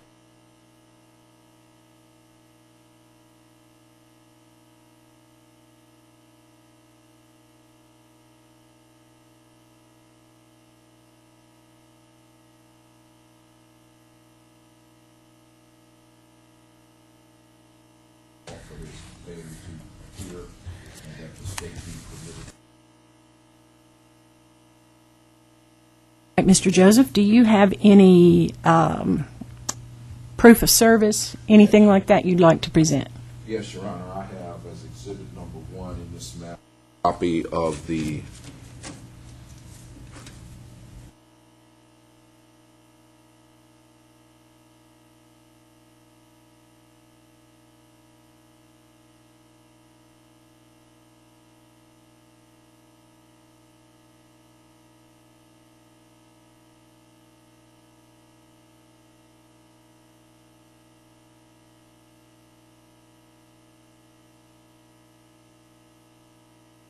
Thank you, Mr. Joseph. We will mark this as Exhibit 1. And can you tell me any other efforts your office has made to contact Mr. Milstead, or do you have any reason to believe he could be reached elsewhere? Well, Your Honor, he has moved since a previous disciplinary act.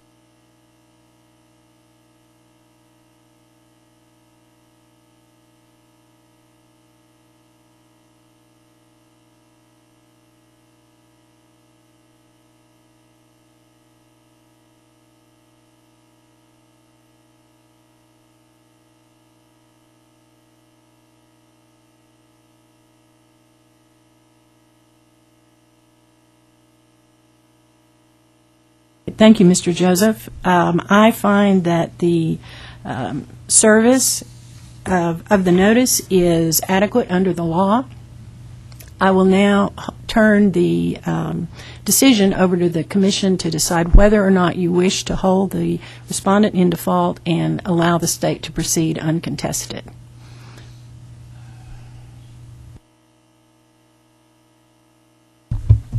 All in favor, say aye.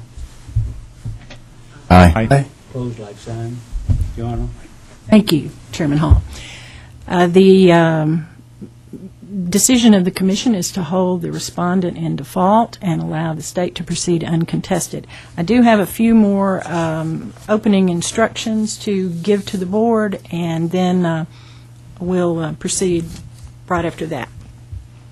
As I mentioned earlier, Commission members, the state has the burden of proof in this matter, and that means that the state has to show you by a preponderance of the evidence that the charges are true and that the discipline requested is warranted under state law.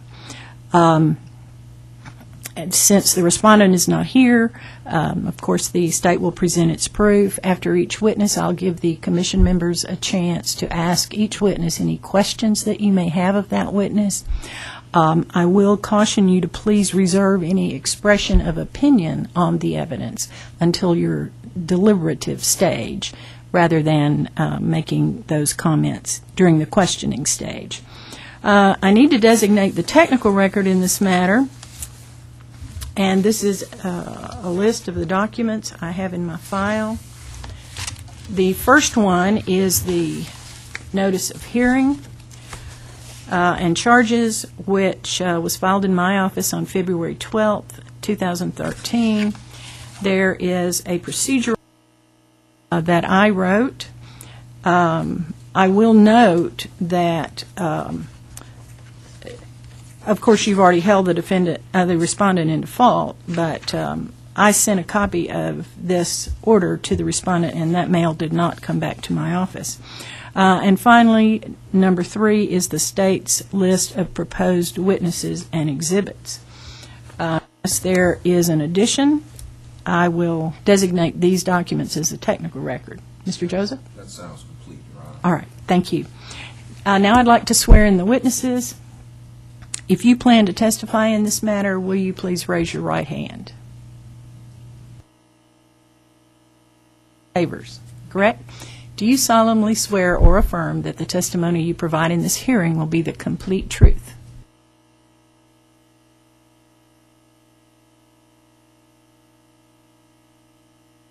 Mr. Joseph, are there any preliminary matters before we get into the publication of the charges? No, Your Honor, other than that, we would just distribute the charges at the appropriate. That would be now. Thank you.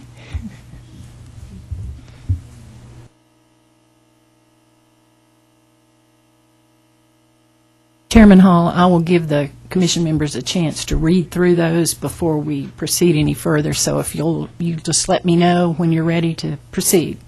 Mm-hmm.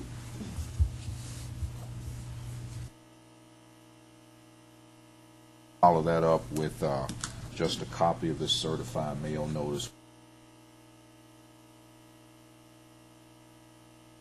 I apologize. I meant to pass this around.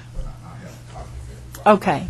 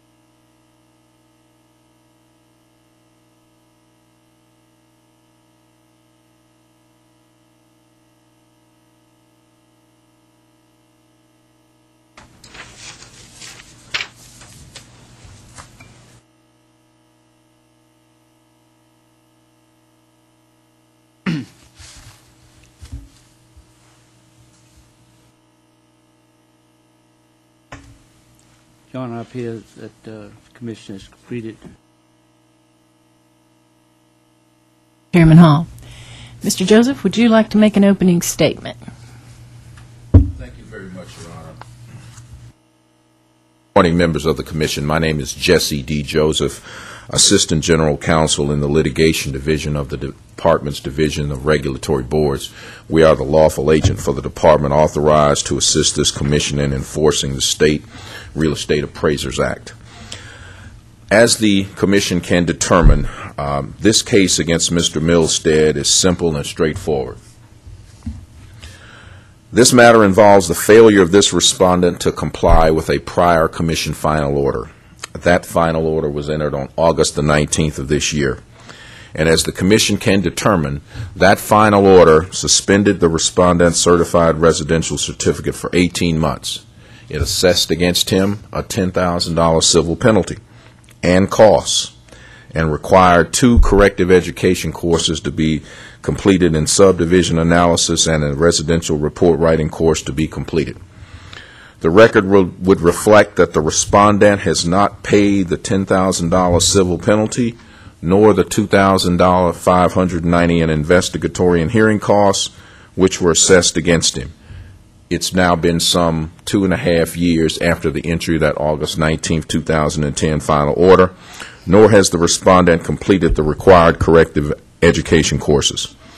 Secondly, the record will reflect, as a second instance of failing to comply with the Commission's August 2010 final order, that the respondent negligently allowed his electronic signature to remain with his prior appraisal firm, which was named Milstead's Appraisal Service, some 5 months after August of 2010, which was sometimes in January of 2011, which resulted in his former office manager attaching his electronic signature to a November 2010 appraisal report, which was prepared by his father, Charles Milstead, who is a licensed real estate appraiser in the state of Tennessee, based on a request that was made by a bank representative. The record will reflect that the respondent has admitted to the state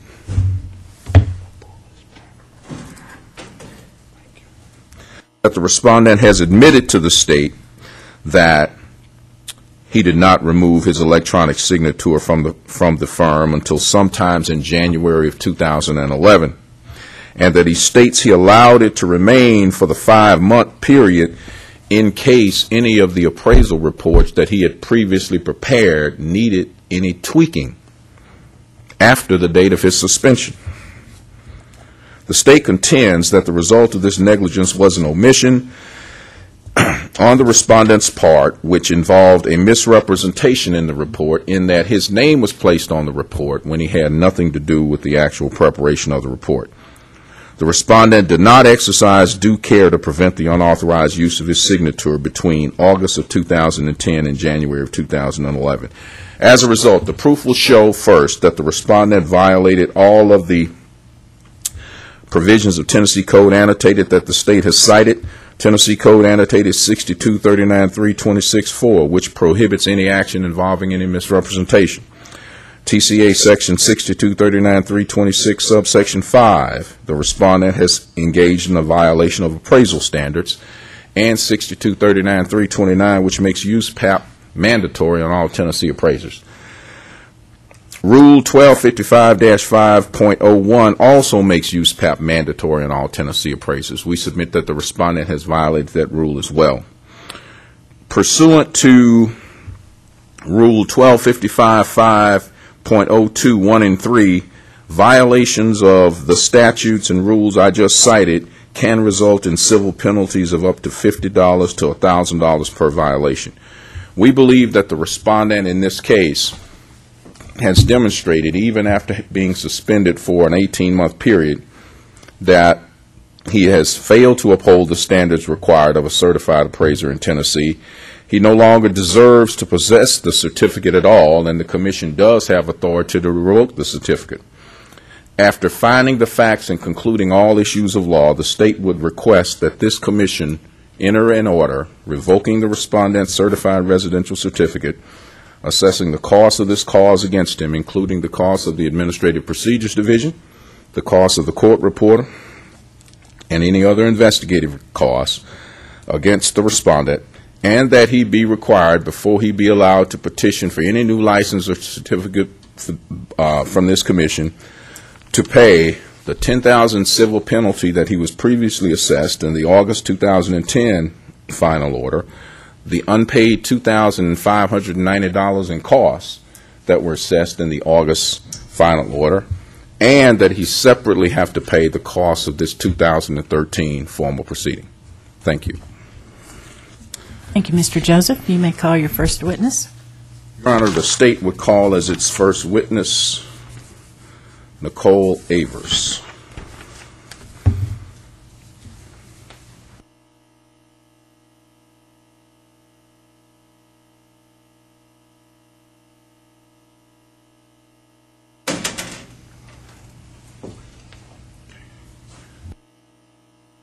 State your full name for the record, ma'am.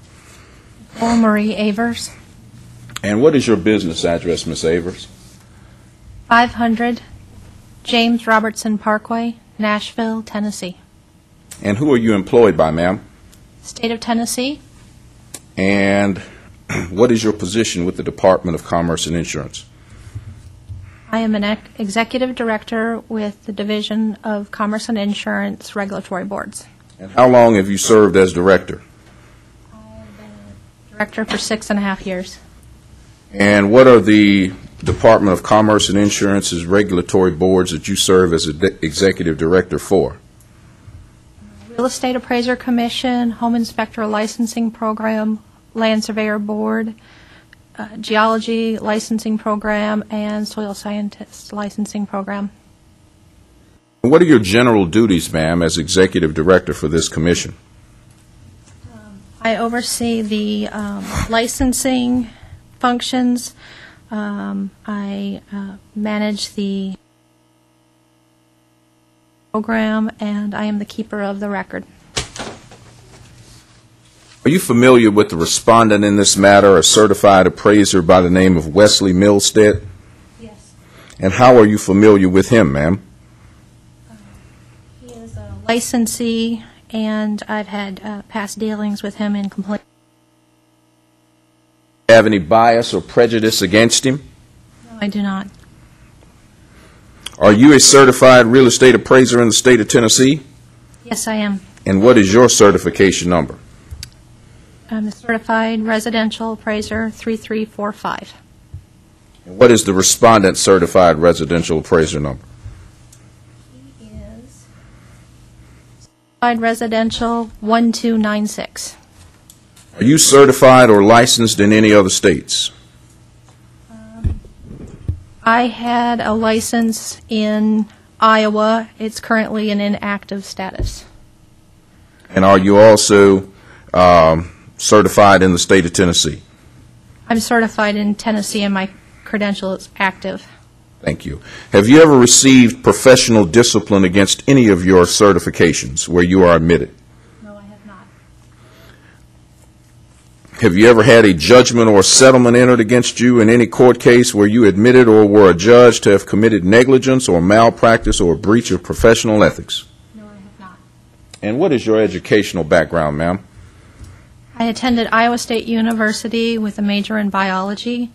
I later attended Morningside College, where I majored in secondary education, specifically high school biology, to teach high school biology. During that same time period, I began and then completed the education experience examination requirements to become a certified residential real estate appraiser.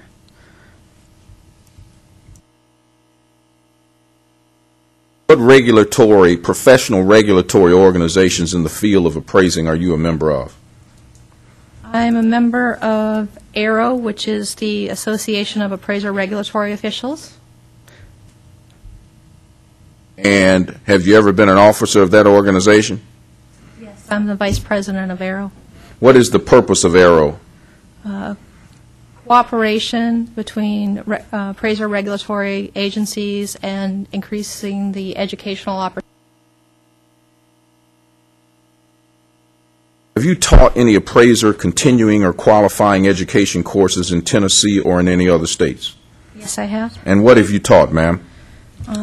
I taught appraiser continuing education and qualifying education in Tennessee. I got a list of them. I'm just going to look at the. Refresh my memory. I haven't taught for a couple of years.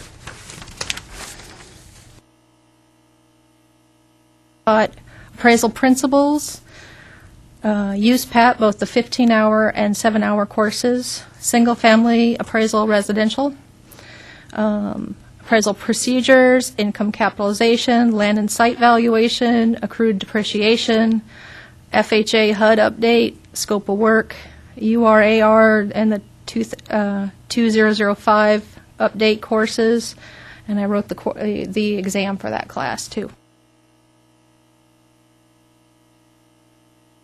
Are you a certified USPAP instructor? Yes, I am. And what is a certified USPAP instructor? I'm certified by the AQB, which is the Appraisal Qualifications Board, to teach the national USPAP courses. And is your certification still active? Yes, it is. Have you written any published articles in the field of appraising or appraisal standards? I've written a couple of appraisal-related, appraisal articles for the Tennessee Real Estate Appraiser Commission newsletter. Have you ever testified as an expert witness in any court hearings or depositions or trials in any state? I've testified in several court hearings, but not as an expert. What has been the nature of your practice as a certified real estate appraiser before you became director for this commission? I've worked as an independent fee appraiser.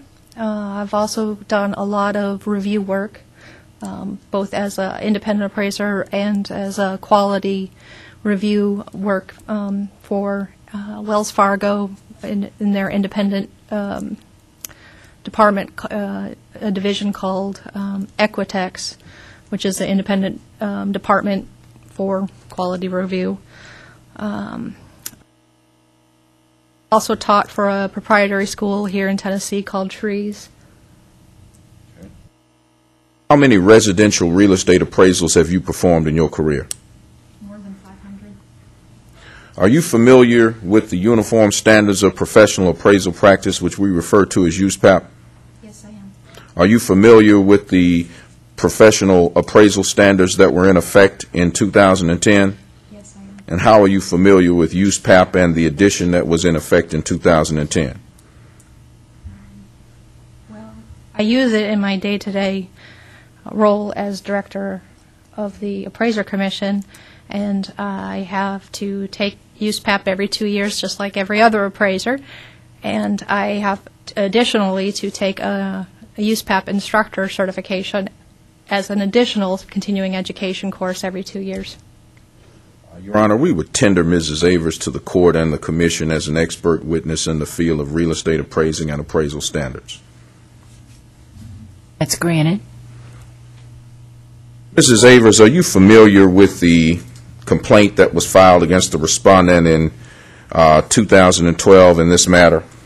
Yes, I am. And what were the allegations against the respondent in this complaint? That he communicated he communicated several misleading appraisal reports.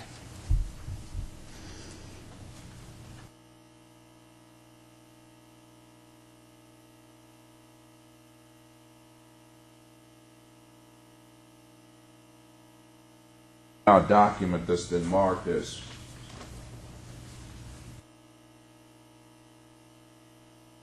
proposed exhibit number 2. And I asked whether or not you can. Yes, I can. And what is that document? It's the a copy of the final order in the matter for Wesley W. Milstead, which is identified as case number L09 APP RBS 2009-01-7301. Maintain a true and correct copy of this proposed Exhibit Number 2 within your official books and records relative to Mr. Milstead? Yes, I do. And did you certify this document under seal on the final page of this document? Yes. As Executive Director of this Commission? Yes, I did. Your Honor, we ask that the August 19, 2010 final order entered against Mr. Milstead.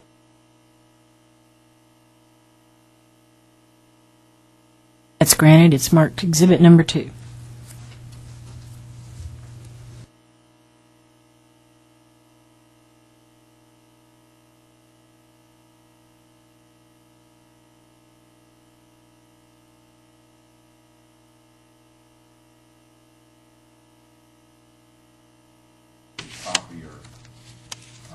Copying this such that the first page.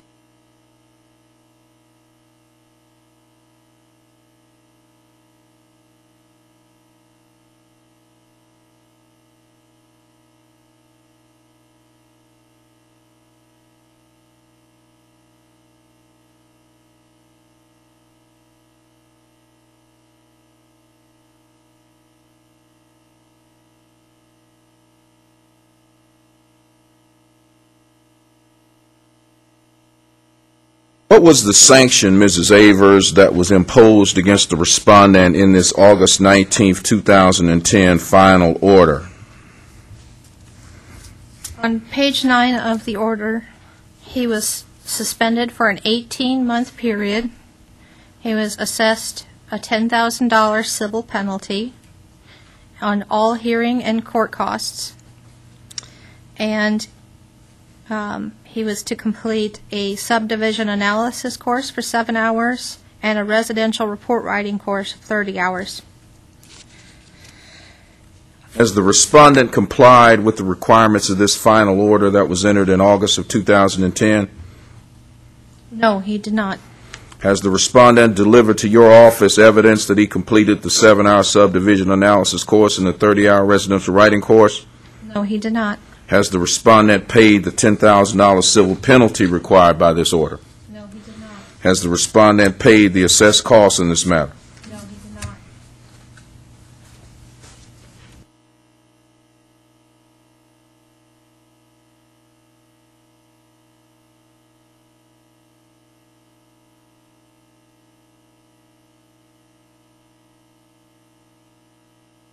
Marked as the next proposed exhibit, which is proposed exhibit number 3. I ask you, ma'am, whether or not you can identify that document.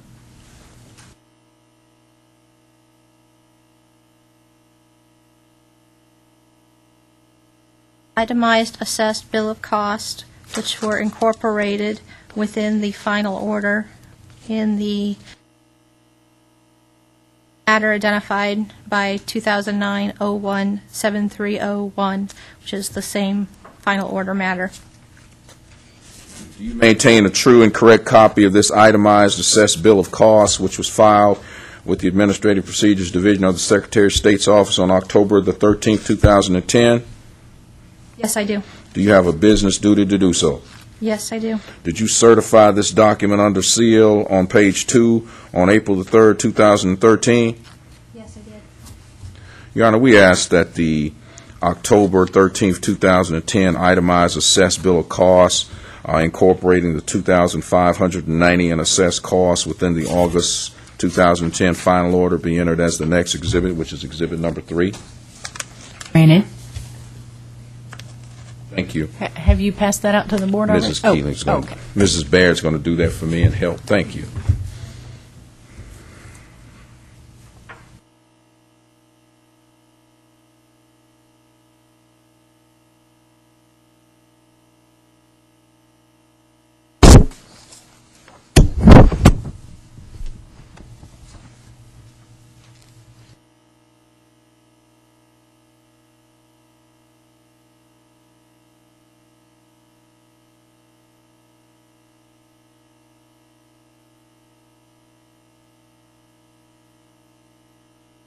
Have you seen a copy of the appraisal report in this matter of 440 Walnut Street in Knoxville, Tennessee, with the signatures of both Charles and Wesley Milstead on the report as appraisers, dated November the 8th, 2010? I have. Is the copy of the document which I'm showing you now a copy of that appraisal report?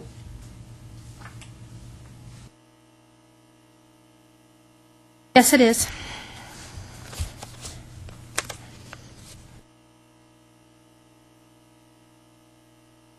As licensed appraiser who prepared it, as well as a signature attached as supervising appraiser of Wesley W. Milstead.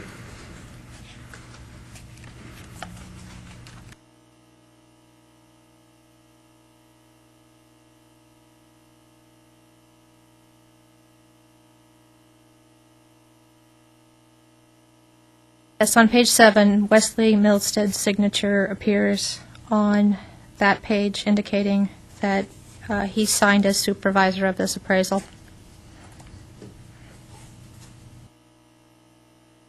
And what was the effective date of this report?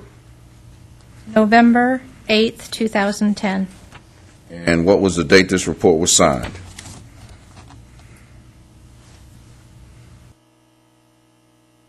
Sorry.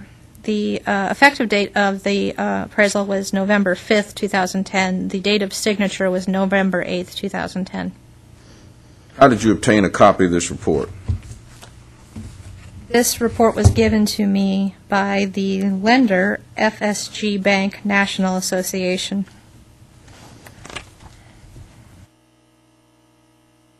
Your Honor, we ask that a copy of the appraisal report bearing the signature of Charles Milstead and the respondent Wesley Milstead be entered into evidence as exhibit number 4. So marked.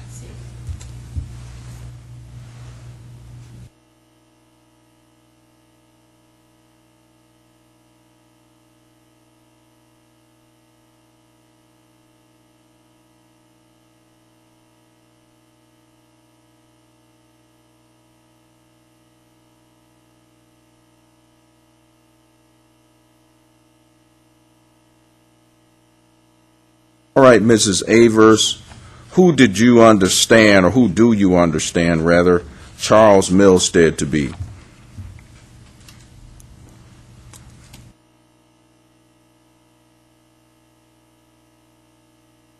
Charles Milstead.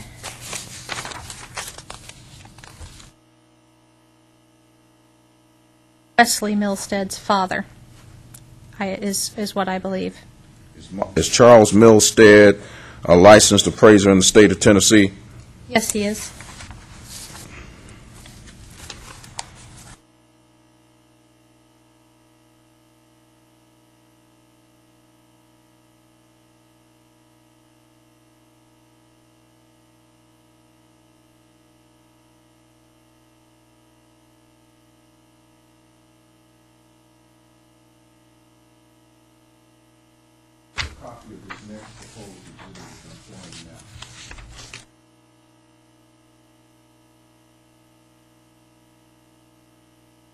Is a sworn affidavit from Charles Milstead, addressed to Rick Radcliffe, who has also notarized it, which indicates that Mr. Milstead appraised 440 Walnut Street and did a drive-by appraisal of the property for FSG Bank of Chattanooga, and did not have anyone assist him in preparing the appraisal.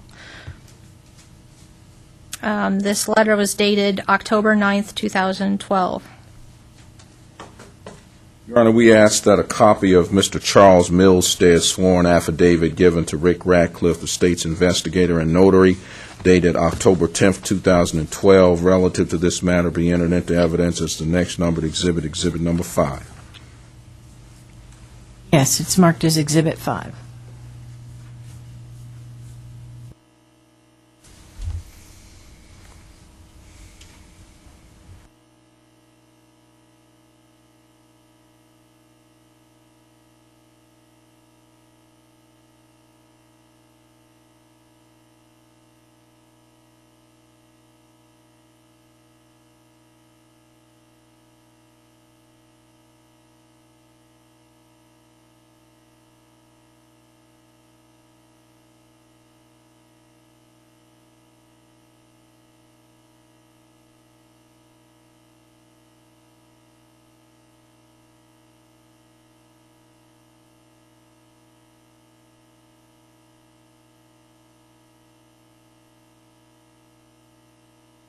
This is a sworn statement by Wesley Milstead, which was taken by Rick Radcliffe and notarized on October 10th, 2012. Said that Mr. Milstead did not conduct the appraisal at 440 Walnut Street in Knoxville, and that he did not sign the appraisal as supervisor, and he did not know how the signature ended up on the report as he was no longer working out of the office at the time, and that he did not state that his license expired on May 17th, 2011, and he did not put his name on the report, that he had no involvement with the appraisal. Do you maintain a true and correct copy of this October 10th, 2012 affidavit of Wesley Milstead within your official books and records relative to this complaint? Yes, I do. Do you have a business duty to do so, ma'am? Yes, I do. Your Honor, we ask that the October 10th, 2012 affidavit of the respondent, Wesley Milstead, given to the State's investigation.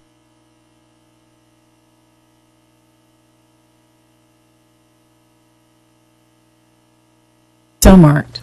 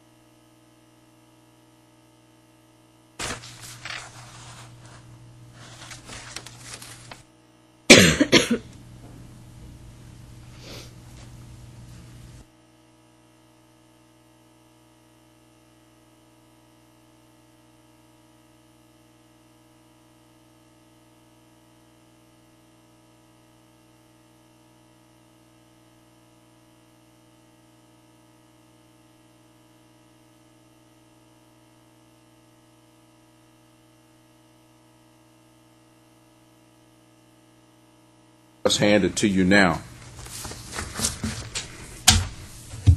It was an attachment, but it's an email from Gail Williams at FSG Bank to Tammy Miller, the office manager at Milstead Appraisal Services, regarding 440 Walnut Street. And it says, Tammy, can you have Wesley Milstead sign this appraisal as supervisor because he is the one on our bank approved list.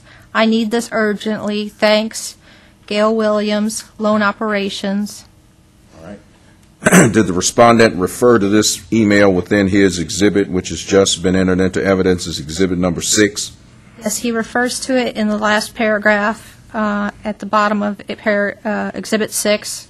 I have attached a copy of an email sent to the office manager of Milstead Appraisal Services. All right, ma'am. Thank you. Do you maintain a true and correct copy of this December 20th, 2010 email from Gail Williams to Tammy Miller within your official complaint file in this matter? Yes, I do. Do you have a business duty to do so? Yes, I do. Your Honor, we ask that the December 20th, 2010 email from Gail Williams of SSG Bank be entered into evidence as exhibit number 7. It's granted.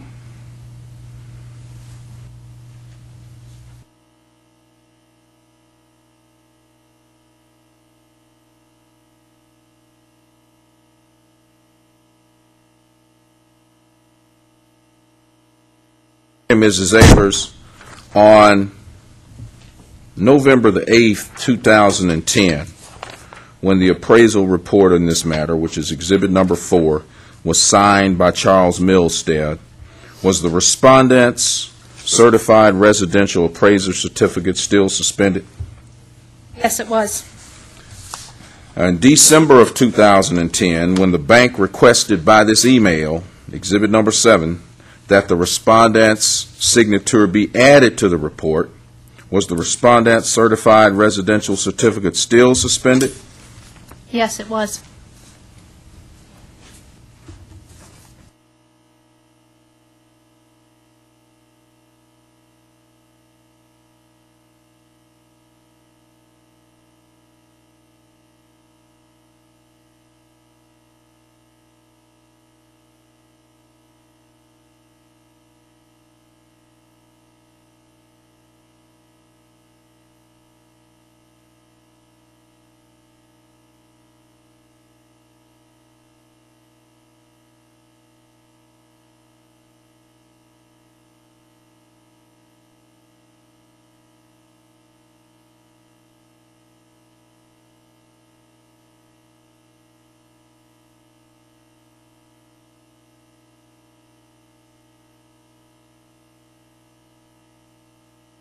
Certified letter dated November 5th, 2012, addressed to Wesley Milstead, in caption complaint 2012-004911, requesting Mr. Milstead answer some specific questions. And the letter was signed electronically by Keeling R. Baird, Assistant General Counsel. Is there anything following the letter? Yes, it's a certified mail card, and it was signed. And it's the date on it is November 13th, 2012. You maintain a true and correct copy of this November 5th, 2012 letter from Assistant General Counsel Keeling Baird regarding your complaint number 2012-004911 within your official books and records regarding this complaint? Yes, I do. And do you have a business duty to do so? Yes, I do. Your Honor, we ask that the November 5th, 2012 letter issued by Assistant General Counsel Baird to the respondent on November 5th, 2012 be entered into evidence as Exhibit Number 8. So marked.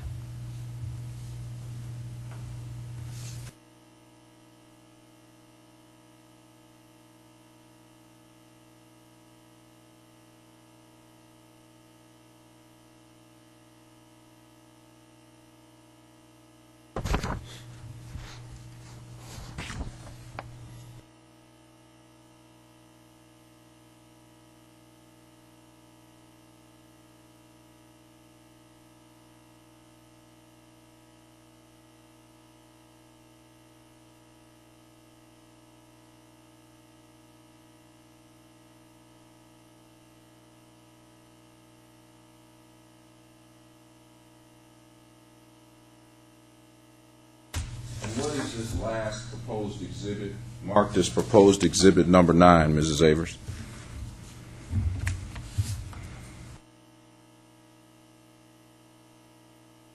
Letter dated November 20th, 2012, addressed to Keeling Baird, answering the specific questions from complaint 2012-004911, signed by Mr. Wesley Milstead. Do you maintain a true and correct copy of this November the 20th, 2012 letter from the respondent Wesley Milstead within your official books and records relative to this complaint? Yes, I do. And do you have a business duty to do so? Yes, I do. Your Honor, we ask that the November 20th, 2011 response letter from Mrs. Baird to Mrs. Baird from the respondent be entered into evidence as the final exhibit in this matter as exhibit number 9.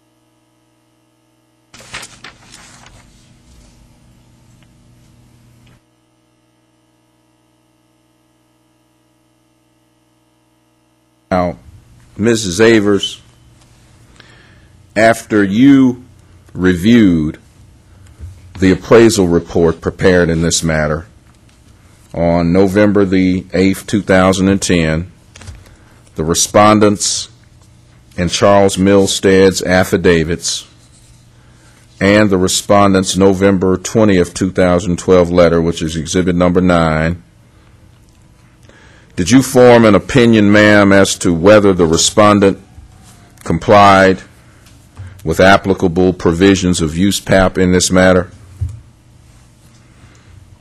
Yes, I did. And what is your opinion, ma'am? My opinion is he failed to comply with the ethics rule management section because he failed to exercise reasonable care in the control of his signature as a real estate appraiser. Reiterate, in case you did not answer this question, as of the present date, April 8th, 2012, what is the status of the respondent Wesley W. Milstead certified appraiser certificate? License status is suspended. Has the respondent, Wesley W. Milstead, paid the $10,000 civil penalty as of the present that was imposed in the August 2010 final order? He has not. And has the respondent, Wesley W. Milstead, ma'am, paid the $2,590 in costs that were assessed in that 2010 final order? He has not. No further questions from the state for this witness, Your Honor. I will allow the commission members to ask any questions they may have of Ms. Avers.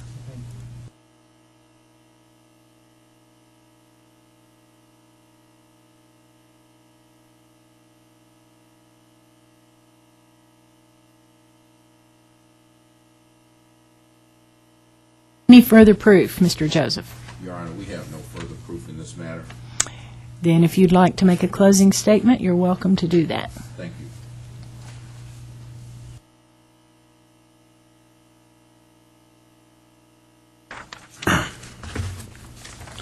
Members of the Commission, we have for you, and we will distribute to Your Honor, copies of our proposed findings of fact, conclusions of law, and a proposed judgment at the appropriate time under the instructions of Your Honor.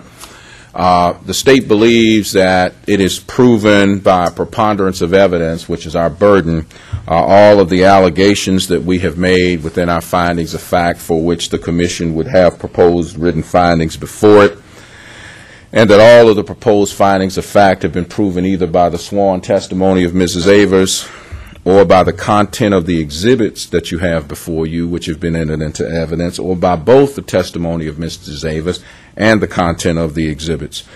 The state would request the Commission to carefully consider all the testimony you've heard and the content of all the exhibits which have been entered into evidence in this matter. We believe it is clear in this matter that the respondent has violated the authorities as set forth in the notice of hearing and charges. Given that it appears that the respondent has not complied with the requirements of USPAP, the requirements of this Commission in imposing the 18-month suspension order in 2010, and is not apparently interested in either complying or in having his certified residential certificate reinstated, the respondent's failure to comply with the suspension order, the state would request in a case of this nature that the respondent's certified residential certificate be revoked, that the investigative and hearing costs in this matter be assessed against the respondent, and that before the respondent may file a new application for certification or licensure, that he be fully required to comply with the August 2010 order, which would include payment of that $10,000 civil penalty that was assessed, and the $2,590 in assessed investigatory costs, and any additional costs that are incurred herein. In that regard, we have proposed findings of fact, conclusions of law, and we would orally amend numbered paragraph 2 that you will find on the final page of this proposed judgment, page 7, to include a requirement in addition that he be required to pay all costs, that he also be required to pay the $10,000 civil penalty if the respondent ever submits an application for new licensure. Thank you. That is the state's prayer. Joseph? Commission members, I now need to read you a charge, and after I finish, if you have any questions about that charge or any legal questions, you are welcome to ask me those. The Commission has heard the proof in this case. It is now my duty to charge you regarding the law you should follow in reaching your decision. As the decision makers in this case, you are the exclusive judges of the facts, as well as the application of your statutes and rules to those facts. In reaching your decision, you must conduct open and audible deliberations before all parties. The Administrative Procedures Act specifically requires your final order to contain 4 parts. Number 1, findings of fact. Number 2, conclusions of law. Number 3, disciplinary action, if any. And number 4, the policy reasons for your decision. The state has submitted a proposed order. This is not in evidence. However, you're certainly welcome to use this proposed order as a guide in your deliberations, but only after careful consideration and a determination that this proposed order accurately reflects your own independent recollection of the evidence and your own conclusions. Now, number one is findings of fact. The state has alleged that the respondent has committed certain acts or omissions that constitute violations of state laws and regulations. As you've been instructed earlier, the state has the burden of proof to show by a preponderance of the evidence that the allegations are probably true or more likely true than not. The respondent does not have the burden to show that he is innocent of these charges. Making your decision, you may consider the evidence in light of your own training, experience, expertise, and common sense. You must determine the credibility of the witness and the weight to give that witness's testimony. You are not required to accept the opinion of any expert witness. Statements made by counsel during the course of these proceedings are not to be considered as evidence, but as argument to convince you to side with their clients. So you are familiar with the attorney for the state, and he may sometimes advise you in other situations. He is not in that role today. Also, you should not infer from any of my rulings or instructions that I hold any view or opinion for or against any party in this matter. Now, once you've made your findings of fact and decided whether or not the respondent committed the acts or omissions alleged, you must decide if the respondent's acts or omissions constitute a violation of the state statutes or rules as set out in the notice of charges. You must limit your inquiry regarding the violations to those alleged in the notice of charges. For each violation you find of a statute or rule, and this is important, you must specifically state which facts that you've already found in the findings of facts show that the respondent committed that violation. These violations, tied to the facts which support them, are the conclusions of law. Your third task concerns disciplinary action. If you decide there has been a violation, then you should decide what disciplinary action, if any, is appropriate in accordance with the particular aspects of this case.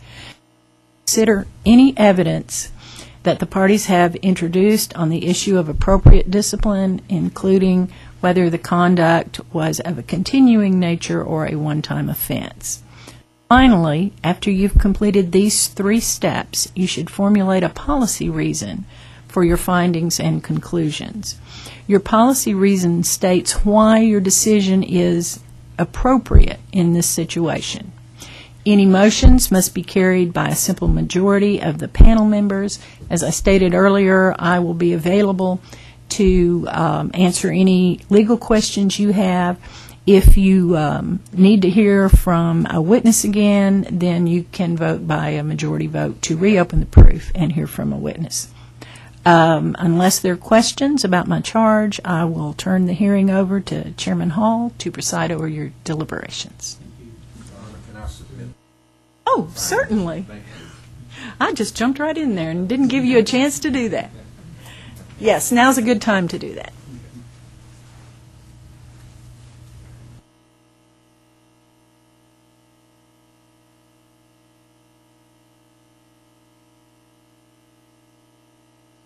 Mr. Joseph, after they've had a chance to look over it, or now, you might again mention the amendment that you're requesting. The amendment that I was requesting is that if you look on page 7 of the proposed findings, under paragraph 2, when I request that the respondent be assessed all investigatory and hearing costs and full payment of these investigatory hearing costs as well as those costs assessed in the 2010 final order as a condition proceeding, I should also ask that full payment of the $10,000 civil penalty as a condition proceeding as well. Mr. Joseph, could I? Oh. Yes.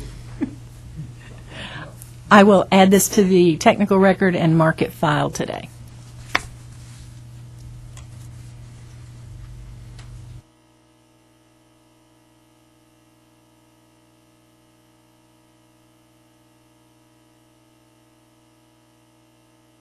Mr. Joseph, one quick question. This amendment that you had. No, that's fine. If you have a question about the amendment that he's requesting, yes, you may go ahead and ask him that. You want us to make sure, you ask us to consider the $10,000 and also the court cost for the previous case as well as this case, correct? Okay, thank you.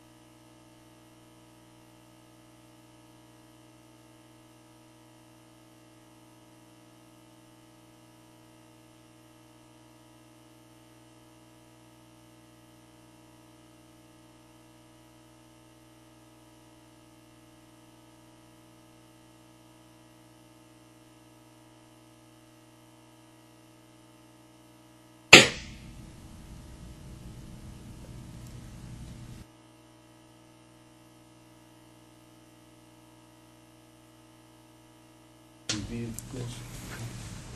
All right, the first.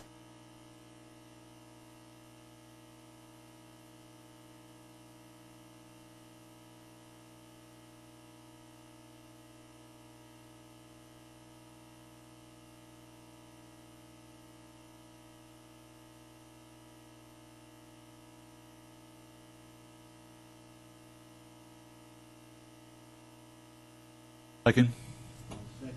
Discussion? Hearing none, all in favor? Aye. Opposed, like sign? Question for the...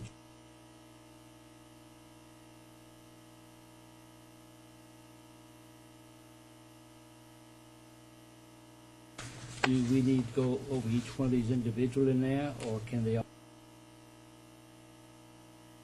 Well, I think it might be helpful to have some discussion on the record so that in the event there is a reviewing court, the reviewing court can know that you looked at all these. I mean, you said you did, but that you looked at these and you decided that these facts showed these violations. And that wouldn't have to be in great detail, but I think there should be some discussion on the record to show that the panel considered it. Regarding that comment, I believe the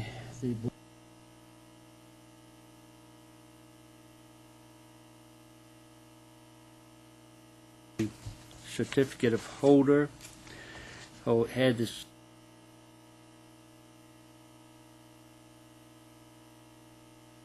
was suspended by the commission on August the 19th.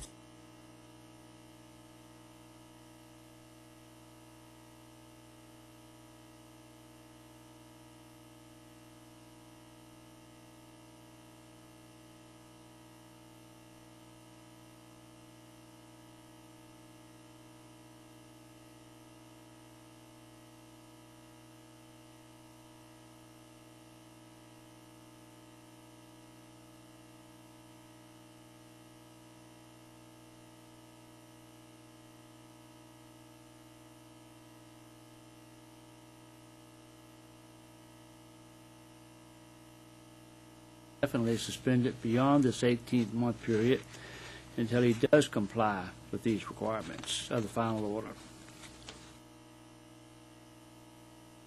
Effective date of the respondent's certified resident.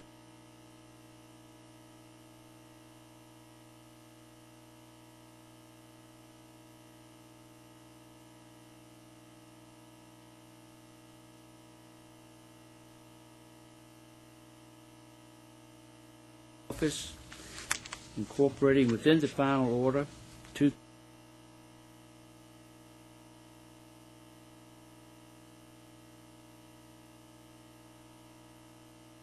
respondent was also required to deliver to the Commissioner's Executive Director evidence of this completion of the following course.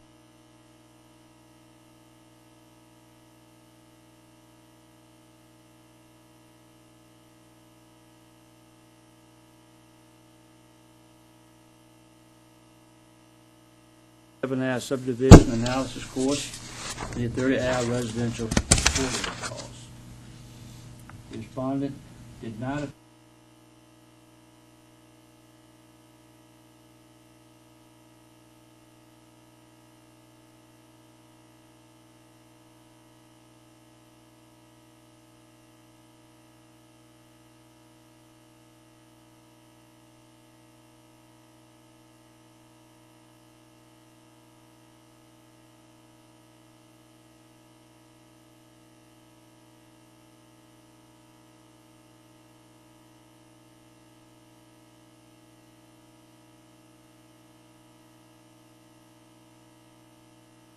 (19, 2010) final order. Respondent was practicing as a real estate appraiser with Milsted's Appraisal Service.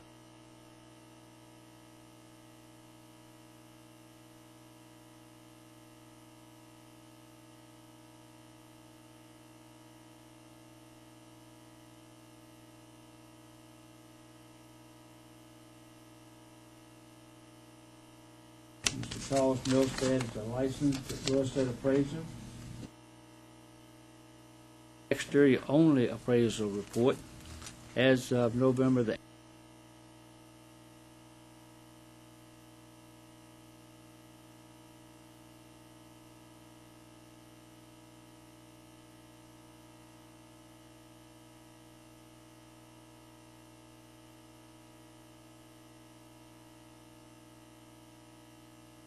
appraiser at Milsted's Appraisal Services.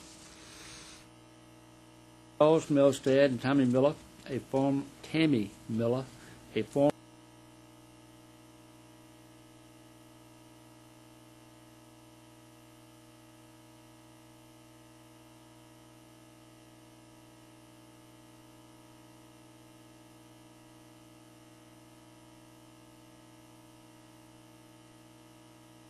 However, on December 20th, 2010, Gail Williams, FSG Bank, sent an urgent mail to Mrs. Miller, who was an office manager, requesting that respondent sign this appraisal as a supervisor because he is the one on complied with that request. However, Mr. Milstead was at that time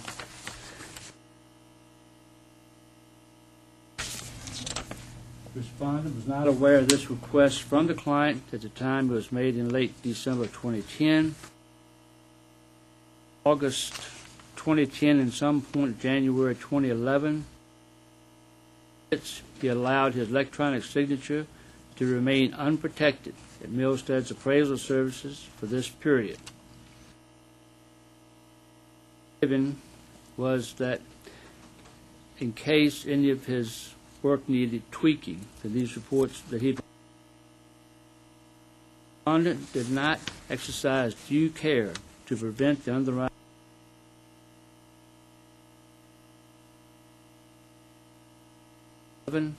as required by USPAP. That's January 2011. Respondent removed all of his information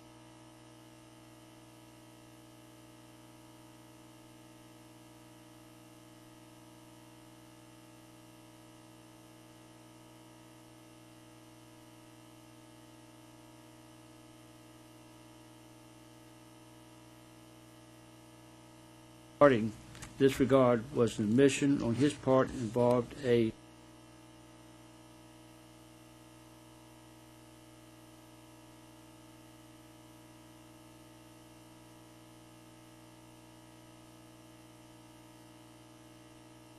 voting for that. These incorporate your recollection of the evidence that was presented at this hearing, and you believe these to be true. Yes, ma'am. All right, thank you.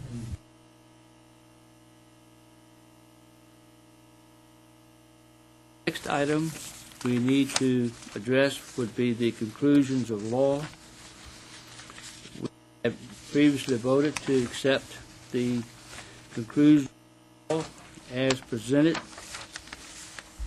However, just to review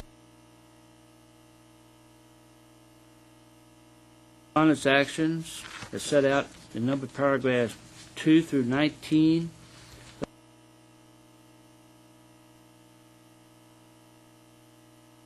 -39-326 parentheses 4 parentheses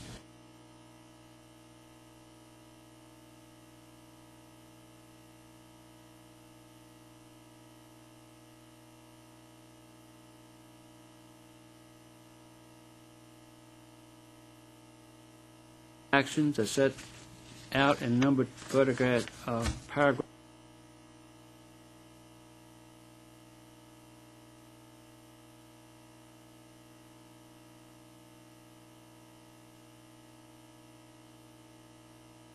R and Regulation 1255-5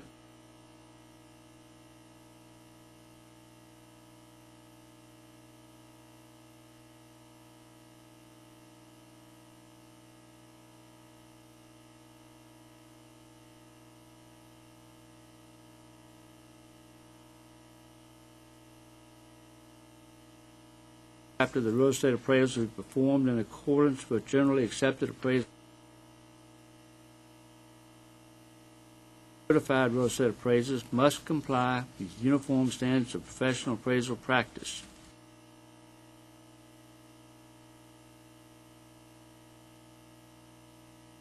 Item would be with respect would be item 1.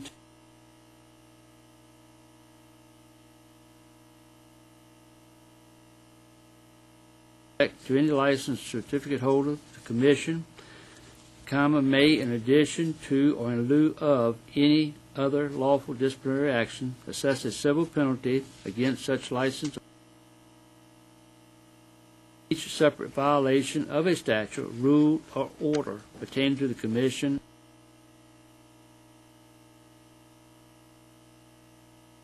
actions as set out in numbered paragraphs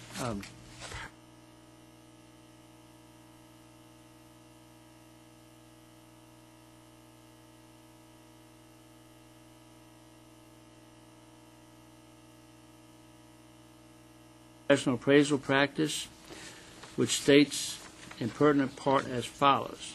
An appraiser must exercise due care to prevent unauthorized of her signature. An appraiser exercising such care is not responsible for unauthorized use of his/her signature.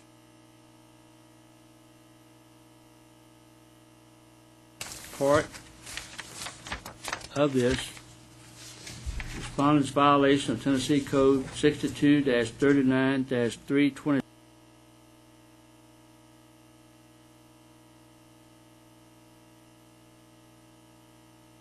39-329 and Tennessee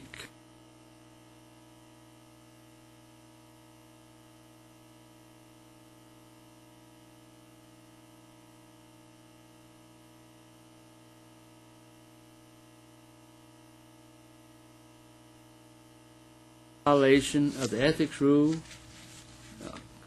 Comment to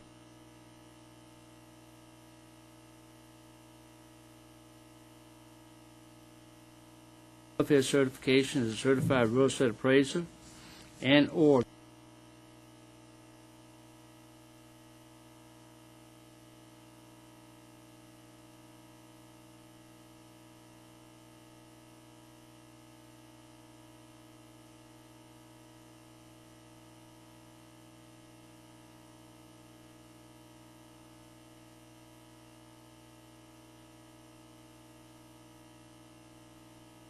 civil penalties and 255-5-7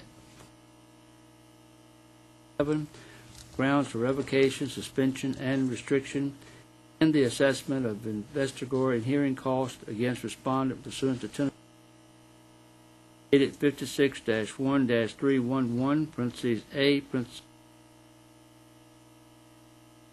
07805-11 assessment of investigatory and hearing cost of the rules that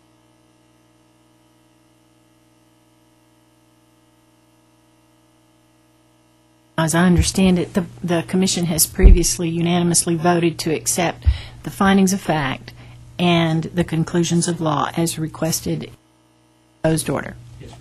Okay. Now yes, discipline. Okay, we have also voted to accept the proposed judgment, which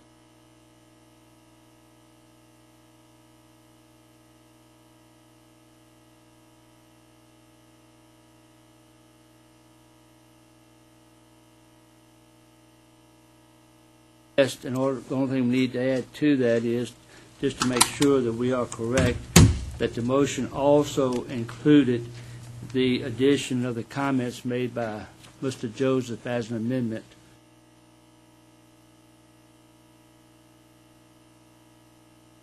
Just let me restate to make sure this is clear. You have voted to revoke the certificate. You have voted to assess all the costs of this hearing and to not allow the respondent to reapply until all of the requirements in the 2010 order are met. Correct. And I believe Mr. Joseph said as well, the costs of this hearing as well as the prior one are paid. Correct. Okay. I think I understand. Okay? All right, now.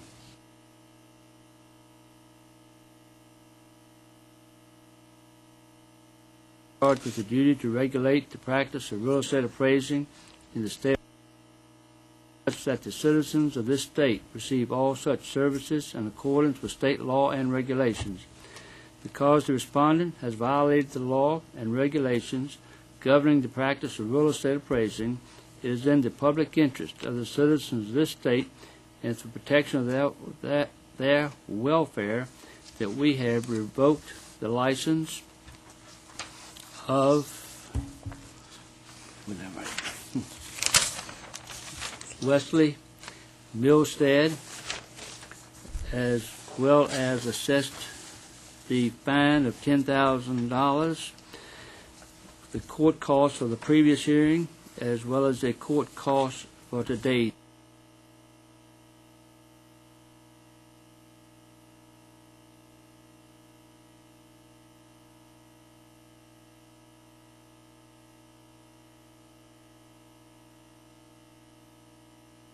Moved. Second. Moved by Mr. Michael Green, second by Mr. Tim Moore. Discussion. All in favor say aye. Aye. Opposed, like sign. Members of the commission, and unless there are questions, other comments we need to discuss, this hearing is adjourned. Thank you, ma'am. And the commission is adjourned until 1 o'clock. Yeah, just we're off the record for a second. Now when our first people are coming in for the trainees?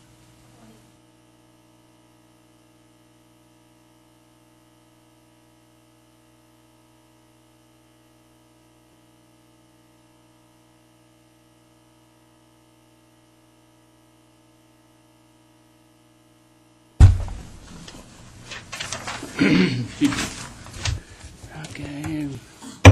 Call the Set Appraisal Commission to order. First item we're going to do is go ahead and take up the trainee interviews and report the experience interview. Back to the legal report. Mr. Green? Chairman Hall, I interviewed Mr. Stephen Miles, who is upgrading or attempting to upgrade from trainee to certified residential, and I would recommend we approve the upgrade. You've heard the motion. I hear a second. Second. Second. Discussion. All in favor say aye. Aye. Opposed, like sign. Mr. Walton? Name of my trainee in front of me. Frank Hanner. Yeah, I interviewed Frank Heiner and went through the reports with him. I think he's doing a competent job and well on his way to becoming a great appraiser. And I'd like to recommend him for approval from trainee to certified residential. Second. Second. Got a second by Ms. Point. Discussion. All in favor say aye. Aye. Aye. Opposed, like sign. Motion carries. Mr. Johnstone? I had the opportunity to interview Mr. Zachary Wilson, trainee number 4551, and he's requesting an upgrade from trainee to certified residential, and I found the interview acceptable and would make a recommendation to approve. We have a recommendation to approve. Do I hear a second? Second. Second by Mr. Walton. Discussion. Hearing none. All in favor say aye. Aye. Opposed, like sign. Ms. Point? I had Mr. Bradley Gottschalk.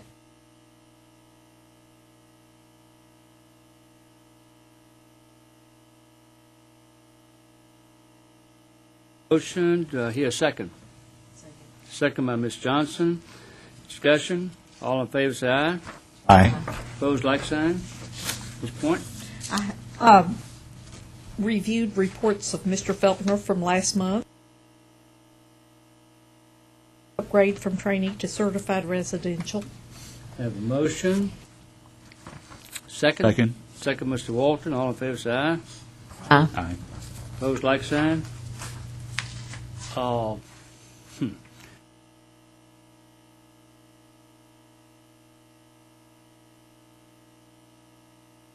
Sir? I had reviewed the work of Judy B. Maynard at our last meeting and had requested that she send me a copy of an income producing. And I reviewed and I recommend that she be upgraded from trainee to certified. Or a second? Second. Very good. Any discussion? All those in favor? Aye. Any opposed? No? Thank you. All right. Now, I think we're now back on the legal report. We're starting on item number 6, I believe. Okay.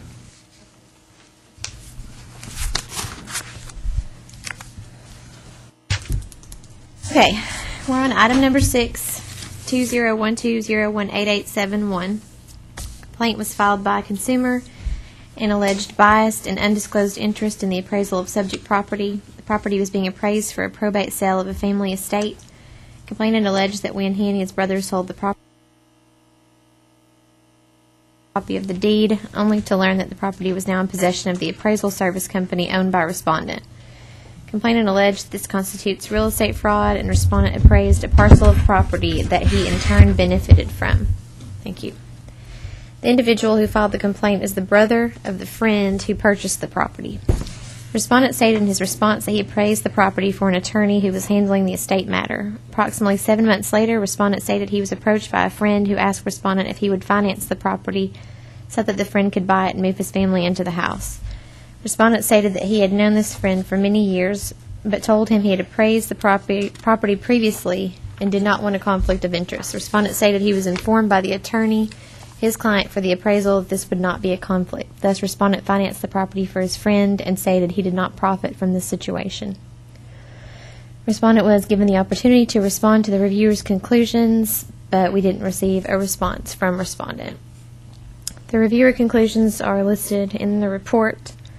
The reviewer found that there appeared to be a lack of adequate reporting of information regarding the comparable sales, and no adequate reasoning was presented for the size adjustments and the bath difference between the subject and sale number 3. Previous transfers of the sales were not properly reported or analyzed. Outside of the discrepancies noted above, the report was found to be conveyed in a manner that contains sufficient information to enable the clients to understand the opinions offered. In addition, there was insufficient evidence to support a finding of alleged bias in this matter. Thus, counsel recommends this matter be closed with a letter of warning addressing the noted discrepancies above. Do I hear a motion?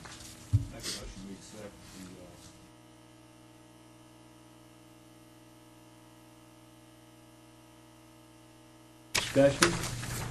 Hearing none, all in favor say aye. Aye. Like sign. Item number 7, 2012019811. Complaint was filed by a homeowner and alleged that respondent did not get the number of bedrooms correct, and the comparables used had little to do with the subject property. Respondent stated in his response that the complainant is misrepresenting in the complaint that no changes were made in the appraisal after he submitted the original complaint. The addendum dated 8/17/2012 and 8/20/2012 clearly state the reasoning explaining complainant's issues. Either complainant did not get a copy of the complete appraisal report or neglected to read the revised report. Respondent states complainant is upset because the property is not worth what he thinks it is. Respondent stated he is aware that the tax appraisal and mortgage history shown are much higher than his value opinion. However, he stands by his opinion of value and contends the report is reasonable and adequately supported. On to the reviewer's conclusions, but did not do so. And the reviewer conclusions are listed there. Found multiple violations of USPAP noted above that would warrant disciplinary action against respondent. He's been a certified residential appraiser for almost 20 years with no prior action against him. As such, counsel recommends the authorization of a civil penalty in the amount of $500 to be satisfied within 30 days of execution of the consent order, and a 15-hour advanced residential applications and case studies course to be satisfied within 180 days of the order. Terms are to be settled by consent order or formal hearing. Recommendation, do I hear a motion? Move to accept. And move to accept from Mr. Green, do I hear a second? Second. Second by Mr. Johnstone. Discussion?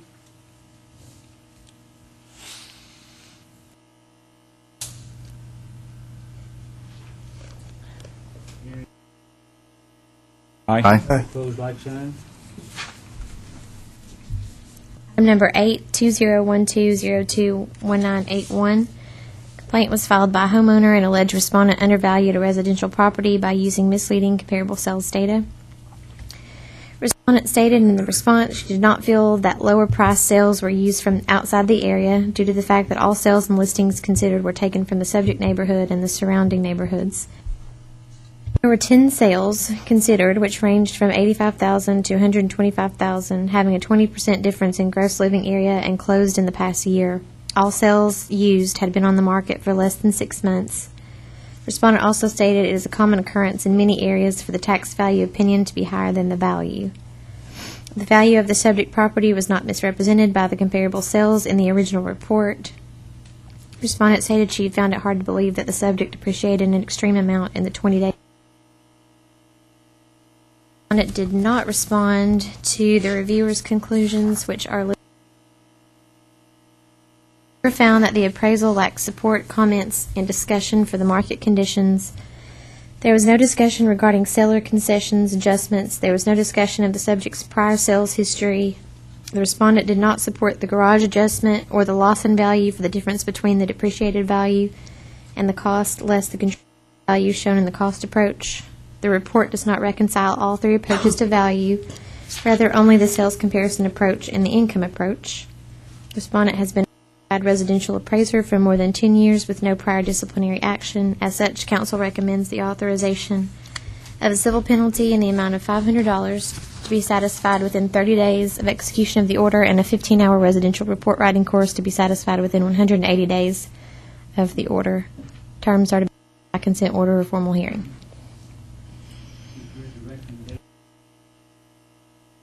I'd like to make a motion to send a letter of caution. Motion to send a letter of caution. Do I hear a second to that? I second that. Have a second by Ms. Price. Ms. Point, I'm sorry. Ms. Point, is there any further discussion? Hearing none, all in favor of the motion, signify by aye. Aye. Opposed, like sign. Motion carries. Item number 9 contains two matters, 2012-011-051, 023191. These complaints were filed alleging that respondent valued two separate residential properties incorrectly by using inappropriate comparable sales in the appraisals. On March 29, 2013, the respondent's real estate appraiser license was suspended for 30 days and until costs were paid as a result of a formal hearing involving 7 appraisal reports prepared by respondent. In these two newer complaint files involving 2 appraisal reports prepared by respondent in December of 2011 and May 2012 respectively, the respondent appeared to have committed several of the same violations as set forth in prior formal hearings, such as violations of USPAP and the subject's listing and sales history, description of improvements, and sales comparison and cost approach sections of these. Respondent also failed to explain the exclusion of the income approach in these 2 reports as required and did not submit a work file in one of these complaints. Respondent prepared these 2 reports for completely different clients than those included in the prior litigated formal proceeding. Both litigation and commission counsel recommend that the commission approve a consent order imposing the same concurrent 30-day suspension in these 2 newer complaints, which is being currently served by respondent in the formal proceeding recently adjudicated, with no further assessment of costs and with the condition that as a consequence of the commission entering into such a consent order, respondent expressly agrees in writing to waive his rights to appeal to Chancery Court the final order filed in the previous related matters tried before the commission. We consider the 2 newer complaints to be meritorious, and even though there are some different and additional alleged violations of USPAP noted by the reviewer, we believe that before imposing additional discipline, respondent should be given time to complete the additional corrective education required by the final order. The requirements must be completed within 1 year of March 26, 2013. If rejects this proposed consent order, both of these 2 newer complaints should be litigated in a formal proceeding.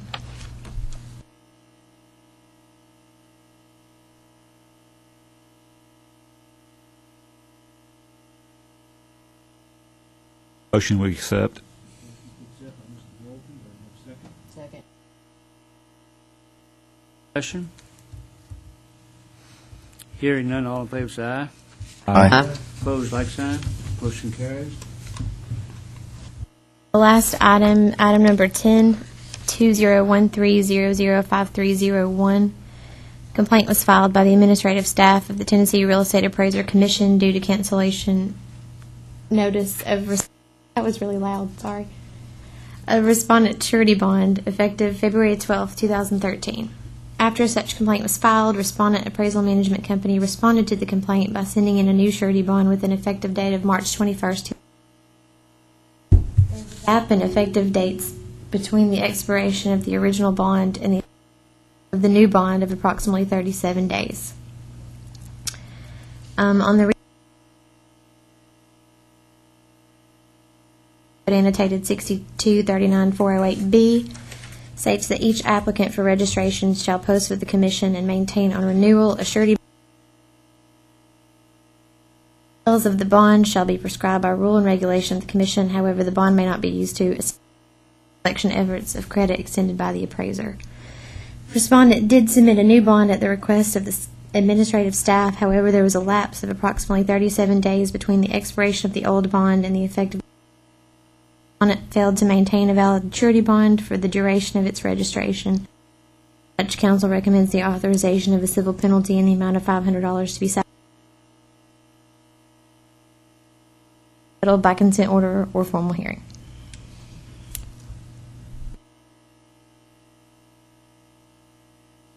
Make a motion that we just issue a letter of warning.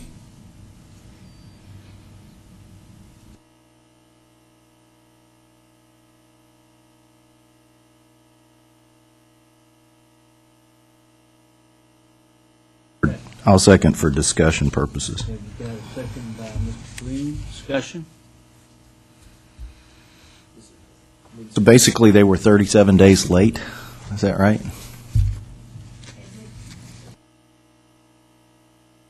Lapse of 37 days in between the surety bond being.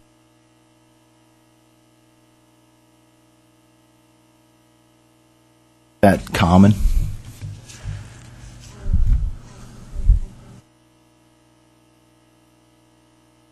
I mean, are there ever lapses in bonds?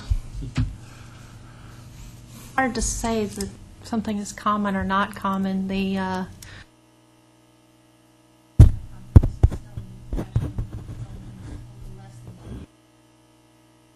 started registering appraisal management companies.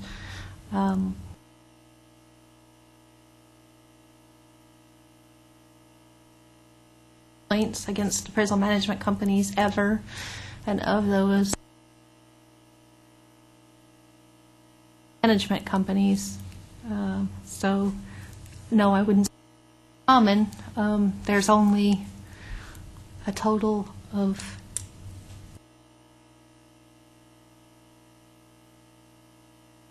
go back and look at it. That's what I'm getting at. If I'm concerned, Commissioner Walton, if we don't send any message at all, is this going to set a precedent that we're lax in enforcement? Well, I'm wondering this. Did the AMC, I mean, they renewed their surety bond 37 days late, but they did it on their own volition, or did you guys have to prompt them to do it? We had to nudge them along. The complaint was opened against them by the.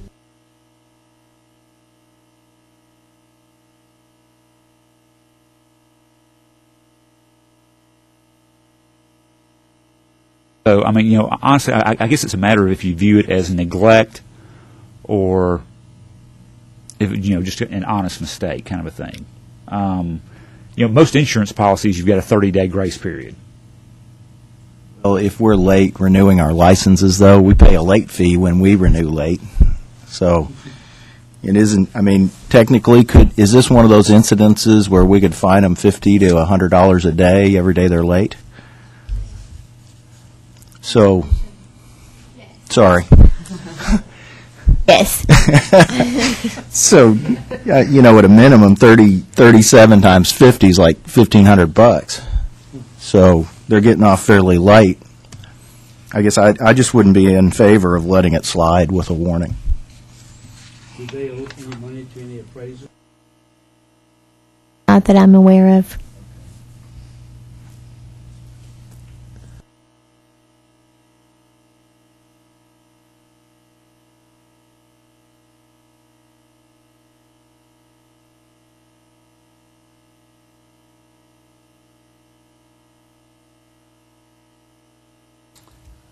All those in opposition say aye.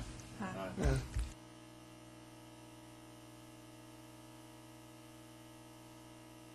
move to accept council's recommendation. So there's a motion to accept council's recommendation. Second. Got a second by Ms. Johnson. Discussion. All in favor, say aye. Aye. Opposed, like sign. Okay. According to my agenda, I believe that covers everything we have. Is there something else, Nicole, that I have not?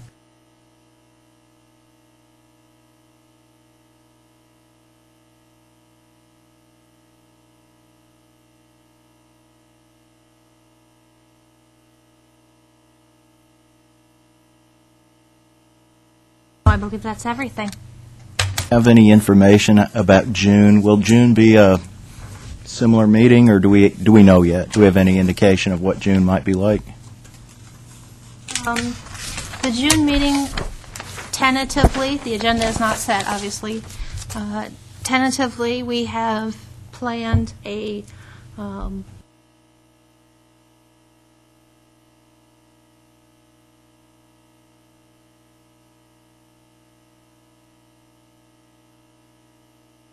What date is that? It's the second Monday in June.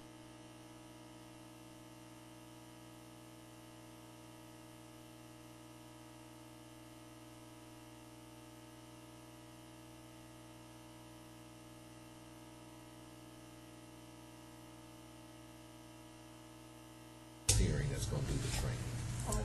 And we don't know if we can get a second.